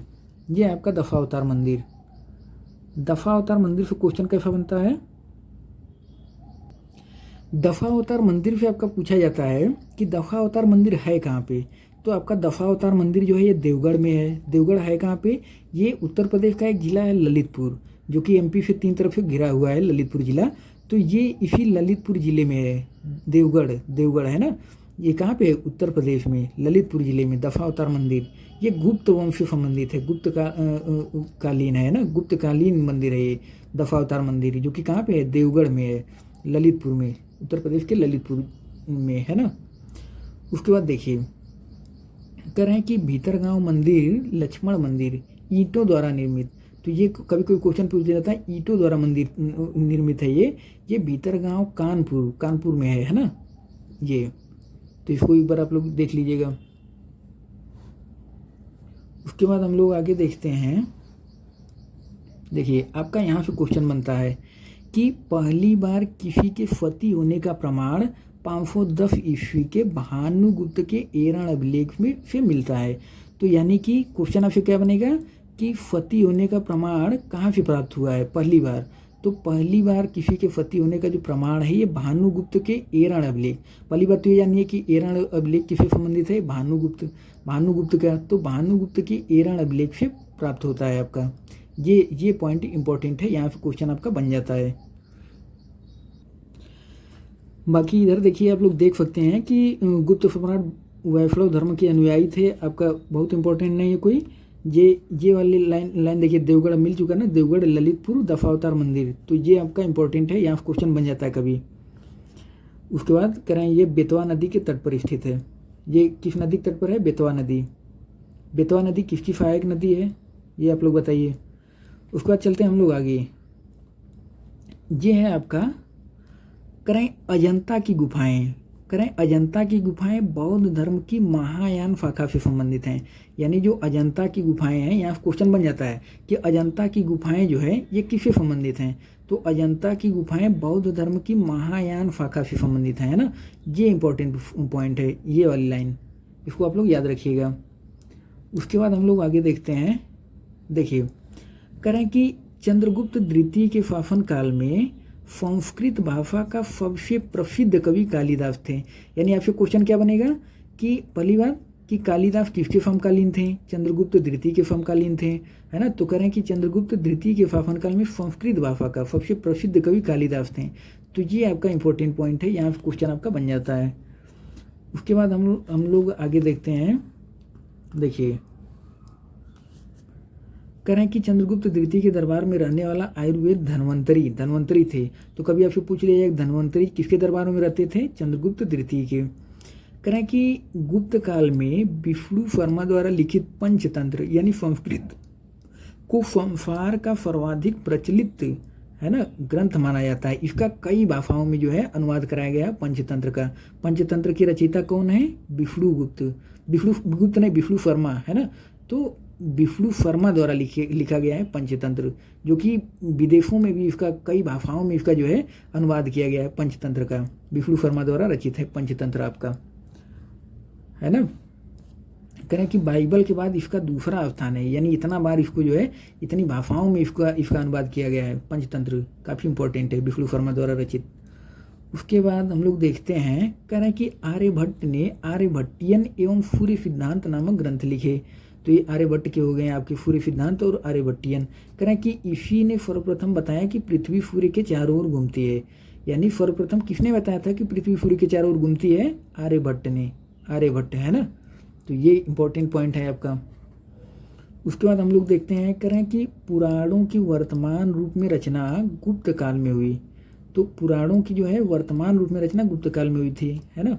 इसको आप लोग देख सकते हैं। कह रहे हैं कि संस्कृत गुप्त राजाओं की शासकीय भाषा थी। अब यहाँ पे आपका क्वेश्चन बन जाता है कि जो गुप्त राजा थे उनकी शासकीय भाषा क्या थी? संस्कृत, है ना। तो संस्कृत गुप्त राजाओं की शासकीय भाषा थी। ये आपका हो गया। अब हम लोग आगे देखते हैं, कह रहे हैं कि मंदिर बनाने की कला का जन्म गुप्त काल में ही हुआ। जो मंदिर बनाने का प्रारंभ हुआ था ना, ये गुप्त काल में हुआ। यानी मंदिर बनाने की कला का जो प्रारंभ हुआ वो गुप्त काल में हुआ है। तो ये इंपॉर्टेंट पॉइंट है, ये लाइन, है ना। उसके बाद हम लोग आगे देखते हैं, ये है आपका, कह रहे हैं कि देखिए, कह रहे हैं कि कालिदास की कृति यानी अभिज्ञान शाकुंतलम, कह रहे हैं राजा दुष्यंत एवं शकुंतला की प्रेम कथा है। इसमें जो अभिज्ञान शाकुंतलम है, कालिदास जी की रचना अभिज्ञान शाकुंतलम, उसमें राजा दुष्यंत और शकुंतला की प्रेम कथा का वर्णन है। तो पहली बात तो आप जानिए कि अभिज्ञान शाकुंतलम की रचयिता कौन है? कालिदास। कह रहे हैं कि प्रथम भारतीय रचना है जिसका अनुवाद यूरोपीय भाषाओं में हुआ है ना। ऐसी दूसरी रचना भगवद गीता है। तो ये पॉइंट भी इम्पोर्टेंट है, इसको आप लोग देख लीजिए, है ना। और हम लोग देख रहे हैं कि कह रहे हैं कि सांस्कृतिक उपलब्धियों के कारण गुप्त काल को भारतीय इतिहास का स्वर्ण युग कहा जाता है। तो यानी भारतीय इतिहास का स्वर्ण युग किसे कहा जाता है? ये गुप्त काल को भारतीय इतिहास का स्वर्ण युग कहा जाता है। ये हो गया आपका। अब ये है आपका पुष्यभूति वंश या जो है वर्धन वंश। तो यहाँ पे कोई खास क्वेश्चन नहीं बनता है, बस इतना जान लीजिए कि पुष्यभूति वंश का संस्थापक कौन था? पुष्यभूति था। यहाँ पे बस इतना ही जानते रहिए, है ना। बाकी हम लोग आगे देखते हैं। तो यहाँ से आप लोग इसको देखना चाहें तो देख सकते हैं, ये वाला। यहाँ से क्वेश्चन जो बनता है उसको हम लोग देखेंगे क्वेश्चन किस टाइप का बनता है। अब देखिए आपका क्वेश्चन ये वाला बनता है, ये इंपॉर्टेंट पॉइंट है कि शशांक शैव धर्म का अनुयायी था। पहली बात तो शशांक जो था किस धर्म का अनुयायी था? शैव धर्म का अनुयायी था। इसने बोधि वृक्ष यानी बोधगया को कटवा दिया था। यहाँ पे क्वेश्चन क्या बनता है कि किसने जो है बोधि वृक्ष को कटवा दिया था? तो बोधि वृक्ष को कटवाने का काम किसने किया था? शशांक ने बोधि वृक्ष को कटवा दिया था। तो ये इंपॉर्टेंट पॉइंट है यहाँ से। अब हम लोग आगे देखते हैं। देखिए यहाँ से क्वेश्चन बन जाता है आपका कि चीनी यात्री हुएन फांग जो है ये किसके शासनकाल में भारत में आया था? तो चीनी यात्री हुएन फांग हर्षवर्धन के शासनकाल में भारत में आया था। किसके? हर्षवर्धन के शासनकाल में भारत में आया था चीनी यात्री हुएन फांग। तो ये इंपॉर्टेंट पॉइंट है काफ़ी। उसके बाद कह रहे हैं कि जो है हुएन फांग को यात्रियों में राजकुमार, ये सब बहुत इंपॉर्टेंट नहीं है, बस इतना जानते रहिए कि हाँ ये हर्षवर्धन के शासनकाल में आया था हुएन फांग। उसके बाद अब हम लोग आगे बढ़ते हैं। देखिए इधर से क्वेश्चन बहुत नहीं बनता है, यहाँ से क्वेश्चन आपका बनता है ना। यहाँ से आपका क्वेश्चन बनता है कि बाणभट्ट हर्ष के दरबारी कवि थे। तो यहीं से आपका क्वेश्चन बन जाएगा कि हर्ष के दरबारी कवि कौन थे? बाणभट्ट, है ना। ये पॉइंट लाइन काफ़ी इंपॉर्टेंट है। कह रहा है कि इन्होंने हर्षचरित एवं कादम्बरी की रचना की। किसने? बाणभट्ट ने। बाणभट्ट हर्ष के दरबारी कवि थे। इन्होंने हर्षचरित एवं कादम्बरी की रचना की बाणभट्ट ने, है ना। तो ये काफ़ी इंपॉर्टेंट लाइन है। उसके बाद करें कि प्रियदर्शिका, रत्नावली तथा नागानंद नामक 3 संस्कृत नाटक ग्रंथों की रचना हर्ष ने की थी। तो इसको आप लोग एक बार देख सकते हैं। हालांकि बाणभट्ट वाला काफ़ी इंपॉर्टेंट था, उसको आप लोग याद रखिएगा। उसके बाद हम लोग आगे देखते हैं। अब करें कि हर्ष को भारत का अंतिम हिंदू सम्राट कहा गया है, यानी भारत का अंतिम हिंदू सम्राट किसे कहा गया है? हर्ष को। हर्ष यानी हर्षवर्धन को, है ना। लेकिन वह न तो कट्टर हिंदू था और न ही सारे देश का शासक ही। बाकी आगे हम लोग अब देखते हैं। करें कि हर्षचरित, यह आपका कि हर्षचरित में प्रांतीय शासक के लिए लोकपाल शब्द आया। तो ये कोई बहुत खास इंपॉर्टेंट नहीं है। बाकी देखिए यहाँ से क्वेश्चन बन जाता है आपका, खासकर पीसीएस के प्री में यहाँ से क्वेश्चन बन जाता है। भंडी जो है क्या होते थे? तो ये प्रधान सचिव होते थे। भंडी जो है करें कि हर्षचरित के अनुसार हर्ष की जो मंत्रिपरिषद थी उसमें भंडी का मतलब क्या होता था? प्रधान सचिव, है ना। जो हर्ष की मंत्रिपरिषद की बात कर रहे हैं तो भंडी का मतलब प्रधान सचिव होता था। सिंहनाद का मतलब होता था प्रधान सेनापति। कुंतल का मतलब ये वाला इंपॉर्टेंट है, पूछा भी गया कहीं। तो कुंतल का मतलब होता था अश्व सेना का प्रधान, कुंतल। और जो अफकंदगुप्त मतलब होता था गज सेना का प्रमुख, अफकंदगुप्त। तो इसको एक बार आप लोग देख सकते हैं। खासकर ये पीसीओ के प्री में यहाँ से क्वेश्चन बनता है इस टाइप का। बाकी इसको एक बार आप लोग देख सकते हैं। यहाँ से कोई बहुत खास इंपॉर्टेंट नहीं पॉइंट है, आप लोग बस वैसे देख सकते हैं। बाकी जो इंपॉर्टेंट पॉइंट है हम लोग उसको देखते हैं। जैसे पल्लव वंश, अब यहाँ से आपका क्वेश्चन बनता है। पल्लव वंश से क्वेश्चन क्या बनता है आपका? पल्लव वंश से क्वेश्चन बनता है कि पल्लव वंश का संस्थापक कौन था? पहली बात तो पल्लव वंश का संस्थापक कौन था? सिंह विष्णु था, है। ये काफ़ी इंपॉर्टेंट है कि पल्लव वंश का संस्थापक कौन था? सिंह विष्णु था। इसकी राजधानी क्या थी? कांची। तो जो पल्लव वंश की राजधानी थी वो क्या थी? कांची। कांची कहाँ पे? ये तमिलनाडु में कांचीपुरम, है ना। तो तमिलनाडु में है, यानी कि तमिलनाडु में कांचीपुरम थी, ये इसकी राजधानी थी पल्लव वंश की। करें कि वह वैष्णव धर्म का अनुयायी था। तो ये आपका हो गया इतना। पल्लव वंश का संस्थापक कौन था? सिंह विष्णु। राजधानी कहाँ थी? कांची। है कहाँ पे? तमिलनाडु, है ना। ये आपका हो गया। देखिए बाकी इसको आप लोग एक बार देख सकते हैं कि किरातार्जुनी के लेखक भारवी सिंह विष्णु के दरबार में रहते थे। तो एक बार आप लोग देख सकते हैं। बाकी हम लोग आगे देखते हैं। देखिए यहाँ से आपका क्वेश्चन बन जाता है कि पल्लव वंश का अंतिम शासक कौन था? तो अपराजित वर्मन जो है ये पल्लव वंश का अंतिम शासक था। उसके बाद आपका है, देखिए यहाँ से आपका क्वेश्चन बनता है। ये कह रहे हैं कि देखिए यहाँ से आपका क्वेश्चन कैसा बनता है? कह रहे कि अरबों के आक्रमण के समय पल्लवों का शासक नरसिंह वर्मन द्वितीय था। तो जब अरबों ने आक्रमण किया तो उस समय पल्लव वंश का शासक कौन था? नरसिंह वर्मन द्वितीय जो है ये पल्लव वंश का शासक था, है ना। पल्लवों का शासक था नरसिंह वर्मन द्वितीय। उसने राजा सिंह यानी राजाओं में सिंह ये सब आप देख सकते हैं शिव के उपासक उपाधि धारण की। उसने कांची के कैलाश मंदिर का निर्माण कराया। ये इंपॉर्टेंट है, कांची के कैलाश मंदिर का निर्माण कराया था, है ना। तो ये इंपॉर्टेंट पॉइंट है कि कांची के कैलाश मंदिर का निर्माण किसने कराया था? पल्लवों ने। यहाँ से क्वेश्चन ऐसे बनता है कि जो कैलाश मंदिर है उसका निर्माण किसने कराया था? पल्लवों ने करवाया था, पल्लवों के द्वारा कराया गया था, है ना। और देखिए करें कि जिसे राज सिद्धेश्वर मंदिर भी कहा जाता है, यानी कैलाश मंदिर को राज सिद्धेश्वर मंदिर भी कहा जाता है। इसी मंदिर के निर्माण से द्रविड़ स्थापत्य कला की शुरुआत हुई। तो द्रविड़ स्थापत्य की कला की शुरुआत कब हुई थी? कैलाश मंदिर के निर्माण से, यानी राज सिद्धेश्वर मंदिर के निर्माण से, है ना। और देखिए जो दक्षिण भारत है ना उसमें ज़्यादातर द्रविड़ शैली प्रयोग हुआ है, और जो उत्तर भारत है उसमें ज़्यादातर नागर शैली प्रयोग हुआ है, और बेफर शैली होती थी इन दोनों का मिक्सचर, है ना। तो ये आपका हो गया। करें कि कांची के कैलाश मंदिर में पल्लव राजाओं और रानियों की आदम का तस्वीरें लगी हैं। तो इसको एक बार आप लोग देख सकते हैं पॉइंट। बाकी जो आपका क्वेश्चन बनता है कि 10 कुमार चरित के लेखक दंडी, है ना, नरसिंह वर्मन द्वितीय के दरबार में रहते थे। तो यहाँ क्वेश्चन आपका कैसे बन जाएगा कि दंडी किसके दरबार में रहते थे? तो जो दंडी थे ये जो है 10 कुमार चरित के लेखक एक तो थे। देखिए क्वेश्चन आपका क्या क्या बनेगा कि जो है 10 कुमार चरित के लेखक कौन थे? दंडी, है ना। और ये रहते किसके दरबार में थे? नरसिंह वर्मन द्वितीय के दरबार में रहते थे। और देखिए इधर है आपका करें कि प्रसिद्ध वैष्णव संत तिरुमल्लई अलवार, ये जो है नंदीवर्मन द्वितीय के समकालीन थे। ये कोई खास इंपॉर्टेंट नहीं है। बाकी हम लोग राष्ट्रकूट देखते हैं। राष्ट्रकूटों से जो क्वेश्चन बनता है आपका किस टाइप का, तो देखिए राष्ट्रकूटों से कैसा क्वेश्चन बनता है आपका, ये है आपके राष्ट्रकूट। करें कि राष्ट्रकूट राजवंश का संस्थापक कौन था, दंतीदुर्ग था। पहली बात तो यहाँ से यही क्वेश्चन बन जाता है।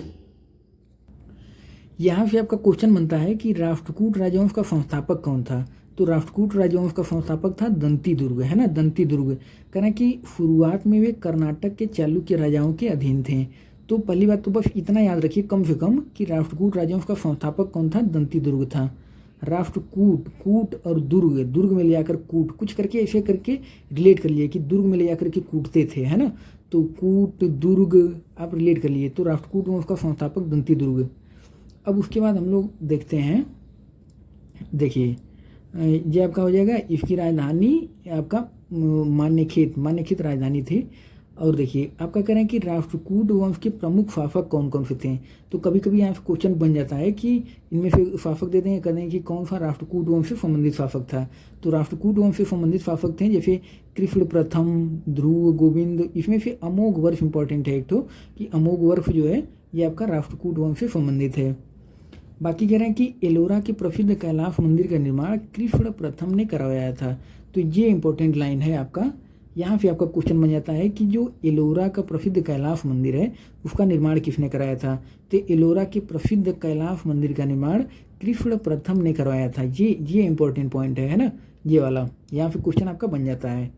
फिर कह रहे हैं कि ध्रुव जो है राष्ट्रकूट वंश का पहला शासक था जिसने कन्नौज पर अधिकार करने के त्रिपक्षीय संघर्ष में भाग लिया और प्रतिहार नरेश, वत्स स्वराज एवं पाल नरेश धर्मपाल को पराजित किया। तो यहाँ से क्वेश्चन क्या क्या बनता है कि जो है आपका त्रिपक्षीय संघर्ष किनके किनके बीच में हुआ था। तो आप जानते रहिए कौन कौन है आपका, राष्ट्रकूट हो गए, राष्ट्रकूटों के बाद कौन सा हो गए आपका, देखिए प्रतिहार हो गए और पाल, है ना। तो इनके बीच में आपका संघर्ष हुआ था जिसे हम त्रिपक्षीय संघर्ष के नाम से जानते हैं। बाकी इधर से कोई खास इम्पोर्टेंट पॉइंट नहीं है। अब हम लोग आगे देखते हैं। बाकी इधर आप लोग देख सकते हैं लेकिन यहाँ से कोई खास क्वेश्चन नहीं बनता है। तो हम लोग आगे देखते हैं जहाँ से क्वेश्चन बनता है एग्जाम की दृष्टि से, है ना। तो इधर देख आप लोग एक बार इसको देख लीजिए। बाकी आपका देखिए क्वेश्चन आपका जो बनता है यहाँ से आपका क्वेश्चन बनेगा कि एलोरा एवं एलिफेंटा ये कहाँ पे हैं। पहली बात तो एलोरा और एलिफेंटा गुफाएं कहाँ पे हैं, तो एलोरा और एलिफेंटा की गुफाएं महाराष्ट्र में हैं। करें कि एलोरा एवं एलिफेंटा महाराष्ट्र, यानी कि गुहा मंदिरों का निर्माण राष्ट्रकूटों के समय में ही हुआ था। तो जो एलोरा और एलिफेंटा जो गुफाएं हैं ना, करें कि एलोरा एवं एलिफेंटा महाराष्ट्र यानी गुहा मंदिरों का निर्माण जो है ये राष्ट्रकूटों के समय में हुआ था। तो ये इंपॉर्टेंट पॉइंट है, इसको आप लोग देख लीजिएगा, यहाँ क्वेश्चन बन जाता है। उसके बाद जो है कह रहे हैं कि एलोरा में 33, इसको एक बार आप लोग देख सकते हैं कि एलोरा जो है ये बौद्ध, हिंदुओं एवं जैनों की गुफाएं हैं इसमें हैं, है ना। कह रहे हैं कि एलोरा में 34 शैलकृत गुफाएं हैं जिनमें 1 से 12 तक बौद्धों और 13 से जो है 29 तक हिंदुओं एवं 30 से 34 तक जैनों की मतलब गुफाएं हैं। तो यहाँ क्वेश्चन बन जाता है कि एलोरा किससे संबंधित है, तो ये तीनों से संबंधित है ना आपका। बाकी आगे हम लोग देखते हैं। देखिए यहाँ से आपका क्वेश्चन बन जाएगा कि राष्ट्रकूटों ने अपने राज्यों में मुसलमान व्यापारियों को बसने तथा इस्लाम के प्रचार प्रसार की स्वीकृति दी थी। तो राष्ट्रकूटों ने स्वीकृति दी थी मुसलमान व्यापारियों को बसने के लिए। बाकी आपका चालुक्य वंश, ये है आपका चालुक्य वंश। चालुक्य वंश से जो क्वेश्चन बनता है ये है आपका चालुक्य वंश यानी कल्याणी। करें कि कल्याणी के चालुक्य वंश की स्थापना तैलप द्वितीय ने की। तो इसको आप लोग याद रख लीजिए, क्वेश्चन आपसे बन जाएगा कि इसकी स्थापना किसने की थी, तो तैलप तृतीय ने, है ना। और राजधानी क्या थी, मान्यखेट। बाकी जो है कोई खास इंपॉर्टेंट नहीं है यहाँ से चालुक्य वंश से, बहुत बस एक बार आप लोग देख सकते हैं इसको, है ना। ये आपका चालुक्य वंश में ये वातापी तो कह रहे हैं कि देखिए जयसिंह ने वातापी के चालुक्य वंश की स्थापना की। हालांकि कोई बहुत खास ये इंपॉर्टेंट नहीं है, यहाँ पे कोई खास क्वेश्चन नहीं बनता है ना। तो एक बार आप लोग देख लीजिए, बाकी हम लोग आगे देखते हैं। बाकी आप लोग इसको देख सकते हैं, यहाँ से कोई खास क्वेश्चन नहीं बनता है, तो हम लोग आगे चलते हैं, है ना। जो क्वेश्चन बनता है हम लोग मेन उसी फोकस करेंगे, जो एग्जाम में क्वेश्चन बनता है। देखिए एग्जाम में आपसे क्वेश्चन बन जाता है कि एहोल अभिलेख का संबंध जो है किससे है, तो एहोल अभिलेख का संबंध पुलकेशिन द्वितीय से है। ये इंपॉर्टेंट पॉइंट है। एहोल अभिलेख का संबंध किससे है, पुलकेशिन द्वितीय से है। लेखक कौन है, रवि कीर्ति। और हम लोग चलते हैं आगे। देखिए ये पूरा आप लोग देख लीजिए, लेकिन इम्पोर्टेंट कोई बहुत खास यहाँ नहीं लग रहा है। उसके बाद देखिए ये है आपका, कह रहे हैं कि एहोल को मंदिरों का शहर कहा जाता है। तो एक बार एक पॉइंट ये आप लोग देख सकते हैं। बाकी चालुक्य वंश जो है बेंगी, अब इसको हम लोग देखते हैं। कह रहे हैं कि बेंगी के चालुक्य वंश का संस्थापक कौन था, विष्णुवर्धन था। इसकी राजधानी कहाँ थी, बेंगी आंध्र प्रदेश में थी। तो एक बार इसको आप लोग देख सकते हैं पॉइंट। बाकी हम लोग चलते हैं चोल। तो चोलों के बारे में हम लोग देखते हैं। कह रहे हैं कि 9वीं शताब्दी में चोल वंश पल्लवों के ध्वंता से स्थापित हुआ। करें कि इस वंश के संस्थापक विजयालय था। तो आपसे क्वेश्चन जो बनता है वो ये बनता है कि जो है चोल वंश का संस्थापक कौन था। तो संस्थापक कौन था, जो चोल वंश है संस्थापक कौन है, संस्थापक है आपका विजयालय है ना, ये संस्थापक है। बाकी आप लोग इसको देख सकते हैं। करें कि विजयालय ने नर केसरी की उपाधि धारण की, ये आपका हो जाएगा। अब उसके बाद हम लोग आगे देखते हैं। करें कि पल्लवों पर विजय पाने के उपरांत आदित्य प्रथम ने इतना की उपाधि धारण की। ये सब कोई खास इंपॉर्टेंट नहीं है ना। हम लोग आगे बढ़ते हैं, जो एग्जाम में क्वेश्चन बनता है।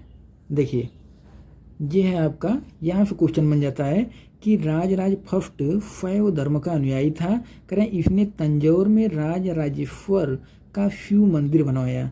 तो राजराज फर्स्ट यानी तंजौर में जो राजराजेश्वर मंदिर है ये किसने बनवाया था, राजराज फर्स्ट ने बनवाया था, है ना। तो ये इंपॉर्टेंट पॉइंट है, इसको आप लोग याद कर लीजिएगा। बाकी ये आप लोग देख सकते हैं, लेकिन इधर से कोई खास इंपॉर्टेंट नहीं लग रहा है कुछ। कह रहे हैं कि चोल साम्राज्य का सर्वाधिक विस्तार राजेंद्र प्रथम के शासनकाल में हुआ था। ये आप लोग देख लीजिएगा। जो एग्जाम में क्वेश्चन कैसा बनेगा, तो कह रहे हैं कि चोल वंश का अंतिम राजा कौन था, ये राजा राजेंद्र तृतीय था। कोई खास ये भी इम्पोर्टेंट नहीं है बहुत। बाकी हम लोग आगे देखते हैं। इधर से वैसा कुछ खास नहीं इम्पोर्टेंट है। देखिए ये आपका हो जाएगा। बाकी हम लोग आगे देखते हैं। ये सब हैं, लेकिन बहुत कोई खास इम्पोर्टेंट नहीं है इधर भी पॉइंट। तो हम लोग आगे बढ़ रहे हैं, है ना। ये आप लोग देख लीजिए। बाकी देखिए कभी कभी यहाँ पूछ लिया जाता है कि चोलकालीन नटराज प्रतिमा को चोल कला का सांस्कृतिक सार या निचोड़ कहा जाता है। तो नटराज की प्रतिमा संबंधित है चोल, है ना। तो इसको आप लोग एक बार देख सकते हैं। बाकी जो है कोई वैसा खास इम्पोर्टेंट नहीं है। हम लोग आगे देखते हैं। यादव वंश, तो ये है आपका यादव वंश है ना। यादव वंश कह रहे हैं कि देवगिरी के यादव वंश की स्थापना विल्लभ पंचम ने की। तो यहाँ से क्वेश्चन केवल इतना ही बन सकता है यादव वंश से कि जो है इसकी स्थापना किसने की थी। तो कह रहे हैं कि देवगिरी के यादव वंश की स्थापना किसने की थी, भिल्लभ, है ना। भिल्लम पंचम, है ना, भिल्लम पंचम। तो ये है आपका भिल्लम पंचम ने यादव वंश की स्थापना की थी, भिल्लम पंचम। तो इसको आप लोग देख सकते हैं एक बार, भिल्लम पंचम। बाकी इधर कोई खास इंपॉर्टेंट नहीं है। अब हम लोग होयसल वंश के बारे में थोड़ा सा देख लेते हैं। ये आपका होयसल वंश के बारे में बता रहे हैं। कह रहे हैं कि द्वार समुद्र के होयसल वंश की स्थापना विष्णुवर्धन ने की थी। तो विष्णुवर्धन, यहाँ पे बस इतना ही आपसे पूछा जा सकता है कि होयसल वंश की स्थापना किसने की थी, विष्णुवर्धन ने की थी। बस, बहुत ज़्यादा यहाँ से भी कोई खास इंपॉर्टेंट नहीं है। होयसल वंश की राजधानी द्वार समुद्र था, है ना। देख सकते हैं आप लोग। बाकी यहाँ पे क्वेश्चन कोई खास नहीं बनता है। बाकी ये जो वंश हैं यहाँ से केवल मतलब उनके संस्थापक पूछे जा सकते हैं कि कदम वंश की स्थापना किसने की थी, है ना, मयूर शर्मन। तो आप लोग इसके संस्थापक एक बार देख सकते हैं। जैसे गंग वंश, तो कह रहे हैं कि गंग वंश का संस्थापक कौन था, वज्रहस्त पंचम था। तो ये इंपॉर्टेंट है, पूछ लिया जाता है कि गंग वंश का संस्थापक कौन था, वज्रहस्त पंचम। बस यहाँ से इतना ही क्वेश्चन बनता है, बहुत कोई खास नहीं है ना। तो काकतीय वंश का संस्थापक कौन था, बीटा प्रथम था। यहाँ से एक क्वेश्चन बन जाता है, काकतीय वंश का संस्थापक कौन था, बीटा प्रथम था, है ना। इसको आप लोग एक बार देख सकते हैं। बाकी हम लोग आगे देखते हैं पाल वंश। तो पाल वंश इंपॉर्टेंट है थोड़ा, है ना। देखिए पाल वंश से आपका क्वेश्चन बनता है, कह रहे हैं कि पाल वंश का संस्थापक कौन था, गोपाल। ये तो नाम में लगा है, गोपाल हो गया। कह रहे हैं इस वंश की राजधानी मुंगेर थी। जो पाल वंश था इसकी राजधानी कहाँ थी, मुंगेर। और देखिए यहाँ पे क्वेश्चन बनता है आपका कि पाल वंश के प्रमुख शासक कौन से थे, जैसे धर्मपाल, देवपाल। तो एक बार देख सकते हैं धर्मपाल जो है। बाकी देखिए कह रहे हैं कि पाल वंश का सबसे महान शासक था धर्मपाल, है ना, धर्मपाल, जिसने विक्रमशिला विश्वविद्यालय की स्थापना की। तो ये पॉइंट इंपॉर्टेंट है ना। विक्रमशिला आपसे पूछ लिया जाता है कि विक्रमशिला विश्वविद्यालय की स्थापना किसने की थी, तो वो था पाल वंश का जो है सबसे महान शासक था धर्मपाल। तो धर्मपाल ने विक्रमशिला विश्वविद्यालय की स्थापना की थी। तो ये इंपॉर्टेंट पॉइंट है ना। बाकी करें कि कन्नौज के लिए, हाँ ये देखिए कन्नौज के लिए त्रिपक्षीय संघर्ष किसके बीच में हुआ था, पाल, गुर्जर प्रतिहार एवं राष्ट्रकूट वंश के बीच हुआ था। जिसमें जो है पाल वंश की ओर से सर्वप्रथम धर्मपाल शामिल हुआ था। तो यहाँ से ये वाला पॉइंट जो है ना, ये काफ़ी इंपॉर्टेंट है, क्योंकि यहाँ से पूछ लिया जाता है कि त्रिपक्षीय संघर्ष किनके बीच में हुआ था। तो जो त्रिपक्षीय संघर्ष हुआ था कन्नौज के लिए, वो पाल वंश के बीच, गुर्जर प्रतिहार यानी पाल, प्रतिहार और राष्ट्रकूट, इन तीनों के बीच में हुआ था। पाल, प्रतिहार और राष्ट्रकूट के बीच में कन्नौज के लिए त्रिपक्षीय संघर्ष। तो ये इंपॉर्टेंट पॉइंट था, यहाँ से क्वेश्चन बनता है। अब हम लोग आगे देखते हैं, इधर कोई खास इंपॉर्टेंट नहीं है, हम लोग आगे चल रहे हैं। आपका सेन वंश है, तो सेन वंश का संस्थापक सामंत सेन। एक बार आप लोग केवल इतना देख सकते हैं, बाकी जो है कोई खास इंपॉर्टेंट ये भी नहीं है, सेन वंश, है ना। बाकी देखिए हम लोग आगे चलते हैं। अब इधर देखिए कोई खास यहाँ से भी क्वेश्चन नहीं बनता है, तो हम लोग आगे चलते हैं, है ना। इधर ये पूरा आप लोग देख सकते हैं, लेकिन कोई खास इम्पोर्टेंट है नहीं। यहाँ से भी कश्मीर क्या आपका हो गया, है ना, ये आपका। तो हम लोग आगे चलते हैं। इधर से कोई खास क्वेश्चन नहीं बनता है, एक बार आप लोग देखते चलिए। तो ये है आपका, इधर से कोई खास क्वेश्चन नहीं बनता है, हम लोग आगे चलते हैं। पूरा देखिए गुर्जर प्रतिहार वंश से इतना आप लोग देख लीजिए थोड़ा सा। करें कि गुर्जर प्रतिहार वंश, मालवा का शासक नाग भट्ट प्रथम गुर्जर प्रतिहार वंश का संस्थापक था। तो यहाँ पे बस इतना ही क्वेश्चन आपसे बन सकता है कि जो गुर्जर प्रतिहार वंश था इसका संस्थापक कौन था। तो गुर्जर प्रतिहार वंश का संस्थापक था मालवा का शासक नाग भट्ट प्रथम। नाग भट्ट प्रथम जो है ये गुर्जर प्रतिहार वंश का संस्थापक था। कहना प्रतिहार वंश का सर्वाधिक जो है शक्तिशाली एवं प्रतापी राजा मिहिर भोज था। तो मिहिर भोज जो है ये शक्तिशाली राजा था। बाकी कोई खास इंपॉर्टेंट यहाँ से भी नहीं है जो क्वेश्चन बने, है ना। तो हम लोग आगे चलते हैं। ये है आपका एक ठो गाढ़वाल वंश। इसका गाढ़वाल वंश का संस्थापक जो है चंद्रदेव था। एक बार आप लोग देख लीजिए, लेकिन कोई बहुत पूछा नहीं जाता है यहाँ से क्वेश्चन, है ना।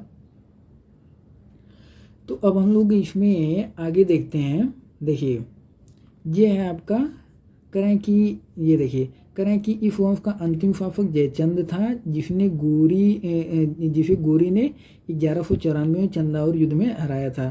तो जयचंद के बारे में आप लोग जानते भी होंगे। तो जयचंद को गोरी ने कब हराया था, 1194 में चंदाौर का युद्ध हुआ था गोरी के बीच में। जयचंद जो है हार गया था उसमें। ये किससे संबंधित था, ये गाढ़वाल वंश, है ना, गाढ़वाल वंश से संबंधित था जो जयचंद था। तो इसी के बारे में बता रहे हैं कि जो जयचंद था वो गाढ़वाल वंश से संबंधित था। बाकी ये अब देखिए ये है आपका चौहान वंश। तो चौहान वंश से आपका क्वेश्चन क्या बनता है, ये आपका चौहान वंश से आपका क्वेश्चन है कि चौहान वंश का संस्थापक कौन था, वसुदेव था। यहाँ से इतना ही पूछा जा सकता है कि चौहान वंश का संस्थापक कौन था, वसुदेव था। और बाकी करें इस वंश की प्रारंभिक राजधानी अहिछत्र थी। ये भी कोई खास इंपॉर्टेंट नहीं, बस इसका संस्थापक इसका भी जान लीजिए। बहुत यहाँ से क्वेश्चन नहीं बनता है कोई खास, है ना। तो हम लोग आगे देख रहे हैं, देखिए ये है आपका चंद्रबरदाई। चंद्रबरदाई पृथ्वीराज तृतीय का राजकवि था, ये इंपॉर्टेंट पॉइंट है। चंद्रबरदाई किसका राजकवि था? तो चंद्रबरदाई जो है ये पृथ्वीराज तृतीय का राजकवि था, जिसकी रचना पृथ्वीराज राफो है। यानी चंद्रबरदाई की रचना क्या है? पृथ्वीराज राफो। तो ये इंपॉर्टेंट है पॉइंट, इसको आप लोग देख लीजिएगा। कह रहे हैं कि रणथंभौर की जैन मंदिर का शिखर पृथ्वीराज तृतीय ने बनवाया था। और बाकी देखिए, कह रहे हैं कि तराइन का प्रथम युद्ध 1191 में हुआ था। ये इंपॉर्टेंट पॉइंट है कि तराइन का प्रथम युद्ध कब हुआ था? 1191 में हुआ था, जिसमें पृथ्वीराज तृतीय ने विजय एवं गौरी की हार हुई थी। तो जो तराइन का प्रथम युद्ध हुआ था उसमें तो पृथ्वीराज जो थे वो जीत गए थे, पृथ्वीराज तृतीय यानी पृथ्वीराज चौहान।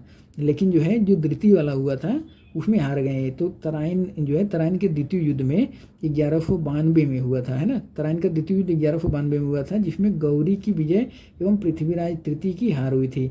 तो इसमें जो है गौरी की विजय हो गई थी, जो है 1192 जो द्वितीय वाला हुआ था, और इसमें पृथ्वीराज चौहान की हार हो गई थी।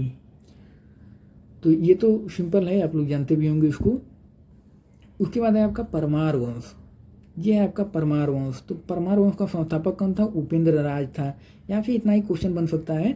और देखिए, परमार वंश का सर्वाधिक शक्तिशाली शासक कौन था? राजा भोज। तो ये इंपॉर्टेंट है कि राजा भोज जो है ये परमार वंश से संबंधित हैं। परमार वंश, है ना, परमार वंश से संबंधित हैं राजा भोज। और देखिए इधर से अब बाकी क्वेश्चन कोई खास नहीं बनेगा, हम लोग देखते हैं। इधर देखिए, कह रहे हैं कि राजा भोज के शासनकाल में धारा नगरी एवं विद्या एवं विद्वानों का प्रमुख केंद्र था। कह रहे हैं कि भोज ने चित्तौड़ में त्रिभुवन नारायण मंदिर का निर्माण कराया। तो ये इंपॉर्टेंट पॉइंट है आपका कि त्रिभुवन नारायण मंदिर का निर्माण किसने कराया था? तो राजा भोज ने करवाया था, है ना।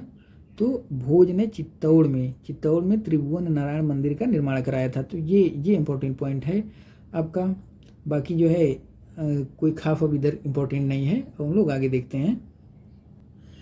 ये है आपका चंदेल वंश। तो चंदेल वंश से क्वेश्चन क्या बनता है? चंदेल वंश कह रहे हैं कि प्रतिहार साम्राज्य के पतन के बाद बुंदेलखंड की भूमि पर चंदेल वंश का स्वतंत्र राजनीतिक इतिहास प्रारंभ हुआ। कह रहे हैं बुंदेलखंड का प्राचीन नाम जेजक भुक्ति है।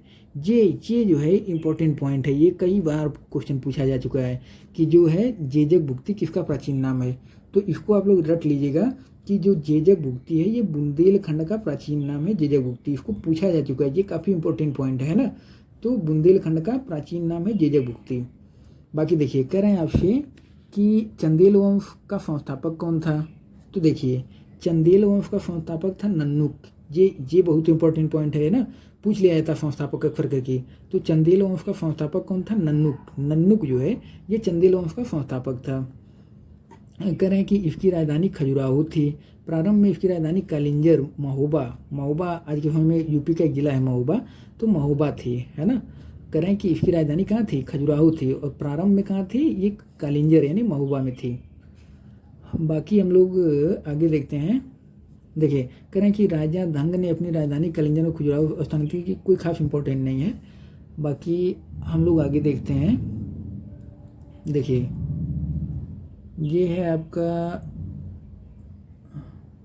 देखिए ये इंपॉर्टेंट पॉइंट है यहाँ पे। करें कि आल्हा उदल नामक दो सेना नायक परमार्दी देव के दरबार में रहते थे। ये काफ़ी इंपॉर्टेंट है कि आल्हा उदल जो थे ये दो सेना नायक थे, बहुत वीर योद्धा थे आल्हा उदल, जो कि परमार्दी देव जो हैं परमार्दी देव के दरबार में रहते थे, जिन्होंने पृथ्वीराज तृतीय के साथ युद्ध करते हुए अपनी जान दी थी। पृथ्वीराज तृतीय के साथ युद्ध करते हुए जान तो दिए थे, लेकिन ये बहुत टक्कर की लड़ाई लड़े थे। मतलब पृथ्वीराज चौहान को भी एक आध बार घायल कर दिए थे। ये इतने मतलब योद्धा थे, बड़े योद्धा थे आल्हा और उदल। इसलिए जो है आल्हा गाया भी जाता है बुंदेलखंड क्षेत्र में, है ना। आल्हा प्रचलित है आज भी। और देखिए, ये हो गया आपका। अब देखिए यहाँ पे है कि सोलंकी वंश अथवा राजपूत चालुक्य। कोई खास क्वेश्चन यहाँ से नहीं बनेगा अब, है ना। सोलंकी वंश से जो है एक बार आप लोग देख सकते हैं, लेकिन यहाँ पे कोई खास क्वेश्चन नहीं बनता वैसे तो, है ना। करें कि मोढ़ेरा के सूर्य मंदिर का निर्माण सोलंकी राजाओं के शासनकाल में हुआ था। ये इंपॉर्टेंट पॉइंट है कि जो मोढ़ेरा का सूर्य मंदिर है इसका निर्माण सोलंकी राजाओं के शासनकाल में हुआ था। ये इंपॉर्टेंट पॉइंट है ना। बाकी इधर कोई खास नहीं लग रहा है। आपका फुलंकी वंश का अंतिम शासक भीमद्वितीय था। बहुत इम्पोर्टेंट नहीं कोई खास, है ना। तो अब हम लोग आगे चलते हैं। ये है आपका, कह रहे हैं कि कलचुरी चेदी राजवंश। तो कलचुरी चेदी राजवंश कोई खास इंपॉर्टेंट ये भी नहीं है। संस्थापक बहुत रेयर चांस है कि पूछ लें, नहीं तो बहुत इंपॉर्टेंट नहीं है कोई खास, है ना। तो हम लोग आगे चलते हैं। इसको आप लोग एक बार देखना चाहें देख सकते हैं, लेकिन जल्दी क्वेश्चन यहाँ से बनता नहीं है। फुफिदिया वंश, हाँ जो फिफुदिया वंश है ये थोड़ा इंपॉर्टेंट है। फिफुदिया वंश ये है आपका फिफुदिया वंश। तो फिफुदिया वंश से आपका क्वेश्चन बन जाता है कभी कभी, कह रहे हैं कि फिफुदिया वंश के शासक अपने को सूर्यवंशी कहते थे। तो ये जो फिफुदिया वंश है ना ये थोड़ा इंपॉर्टेंट है। फिफुदिया वंश के जो शासक थे वो अपने आप को सूर्यवंशी कहते थे। और दूसरी बात कि फिफुदिया वंश के शासक मेवाड़ पर शासन करते थे। मेवाड़ की राजधानी चित्तौड़ थी, है ना। तो ये थोड़ा इंपॉर्टेंट है आपका, चित्तौड़ थी, है ना। अपनी विजयों के उपलक्ष्य में विजय स्तंभ का निर्माण राणा कुंभा ने चित्तौड़ में करवाया था। तो यहाँ से आपका क्वेश्चन बन जाता है कि जो है विजय स्तंभ का निर्माण किसने कराया था। विजय स्तंभ का निर्माण राणा कुंभा ने कराया था। तो ये पॉइंट पूछ लिया जाता है कभी कभी, है ना। कभी कभी क्या ये इंपॉर्टेंट पॉइंट है काफ़ी, विजय स्तंभ का निर्माण किसने कराया था। तो ये हो गया आपका। देखिए खतौली का युद्ध, खतौली का युद्ध कभी कभी इसकी डेट भी पूछ ली गई है कि खतौली का युद्ध कब हुआ था। 1518 में। किसके बीच, राणा फंगा और इब्राहिम लोदी के बीच में हुआ था खतौली का युद्ध। तो ये इंपॉर्टेंट पॉइंट है आपका, खतौली का युद्ध। खतौली का युद्ध कब हुआ, 1518 में। ये पूछ लिया गया डेट कई बार, तो इसको आप लोग थोड़ा ध्यान दीजिएगा। बाकी अब आपका शुरू हो रहा है मध्यकालीन भारत यहाँ से। तो इस मध्यकालीन भारत को हम लोग अगले वीडियो में देखते हैं। अगर पूरा वीडियो अच्छा लगा हो तो आप लोग लाइक कर दीजिएगा और कमेंट करके बताइएगा वीडियो कैसा था। पूरा वीडियो देखने के लिए बहुत बहुत धन्यवाद।